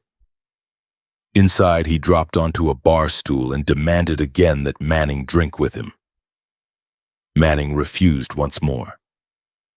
Kling backed his employer, stating that James had made a promise to leave hard liquor alone. The exchange felt to Cummings like another act of defiance. He had come into Manning's own place and tried to impose his will. The pushback, small as it was, scraped against a temper already soaked in alcohol and months of accumulated resentment. Cummings turned his glare on Kling again and ordered him to keep his hands on the bar and his mouth shut. Kling repeated that there was no gun behind the counter, and according to testimony later recorded, wagered a sum that he could prove it. As the two argued over the unseen weapon, Manning told Kling to leave the room. The bartender refused, saying he would not be ordered out by threats alone. The air in the bar thickened. Card players watched while pretending to focus on their hands. The piano fell silent. Men near the doorway shifted, looking for cover in case the quarrel turned violent.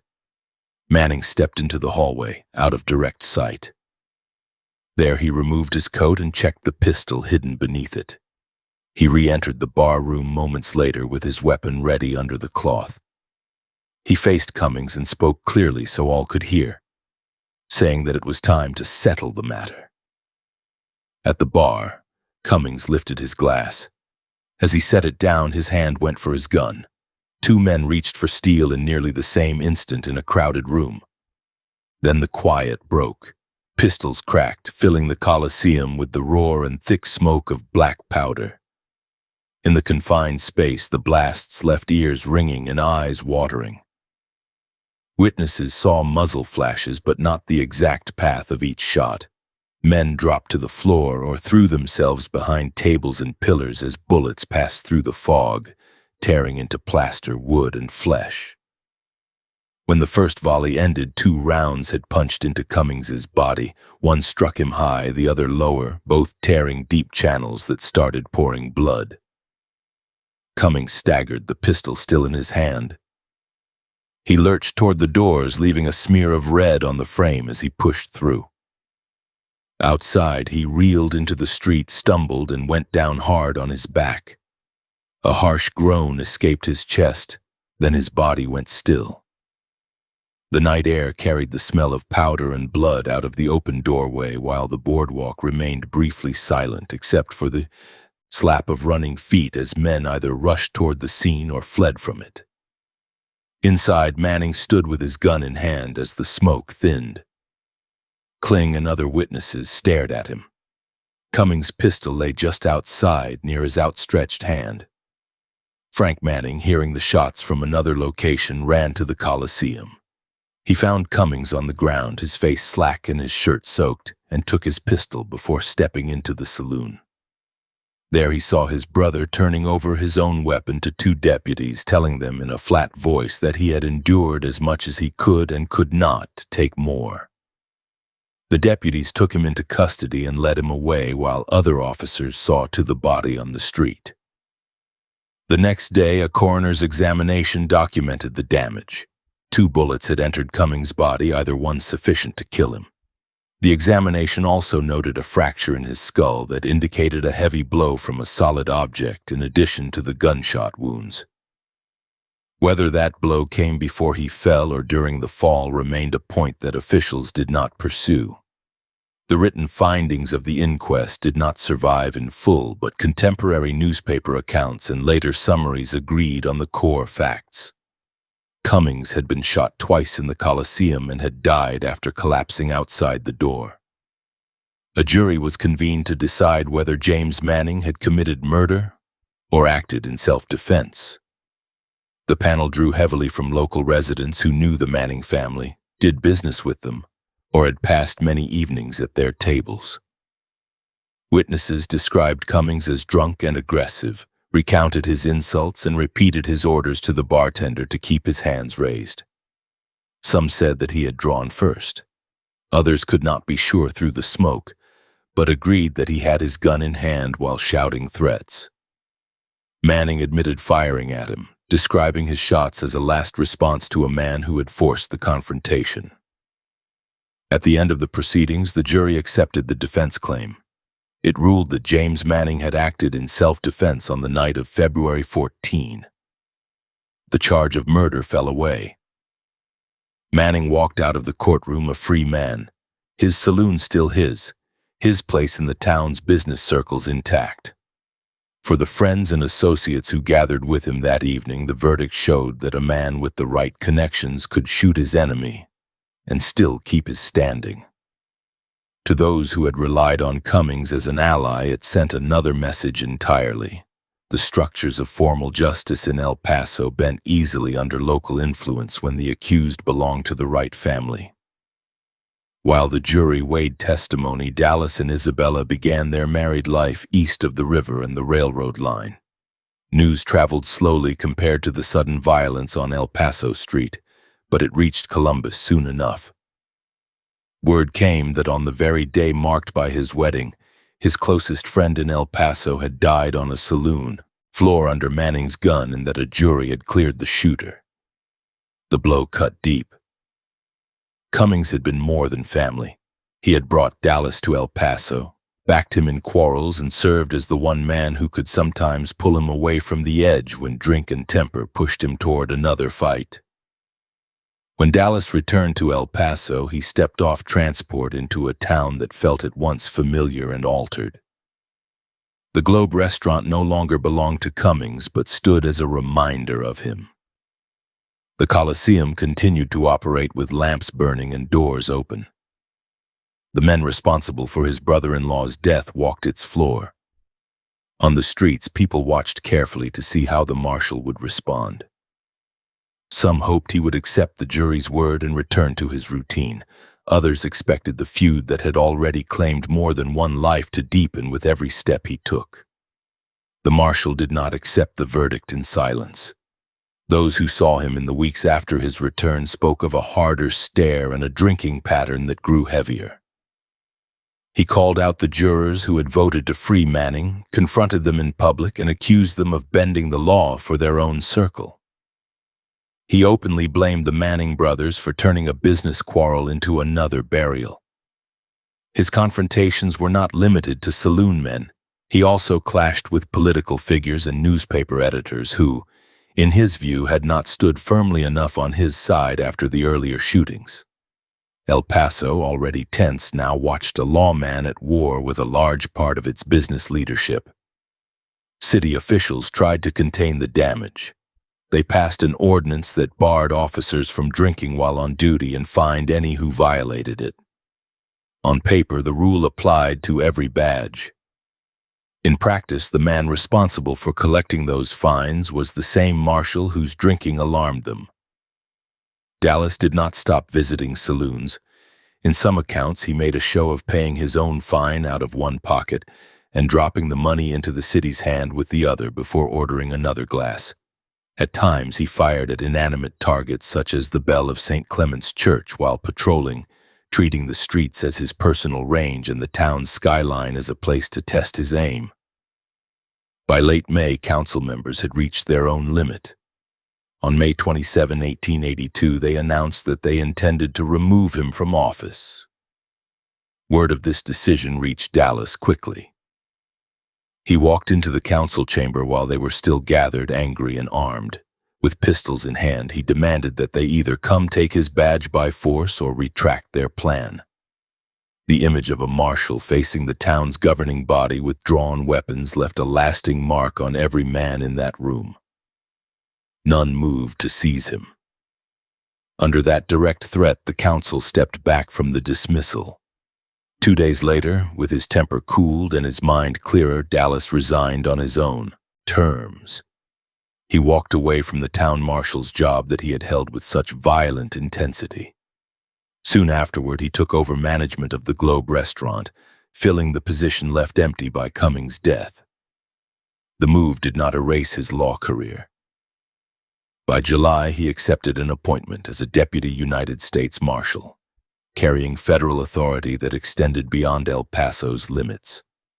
He now wore responsibility that reached across a broader stretch of West Texas, even as his personal feud with the Manning brothers remained rooted in the same few blocks of El Paso Street. The killing of Stanley "Doc" Cummings inside the Coliseum did more than end one man's life.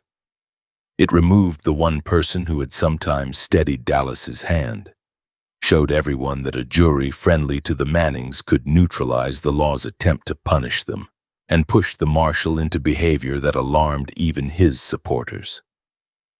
The quick blur of pistols in that smoky bar room on February 14 set off a line of consequences that reached from the city council chamber to the federal badge on Dallas's vest.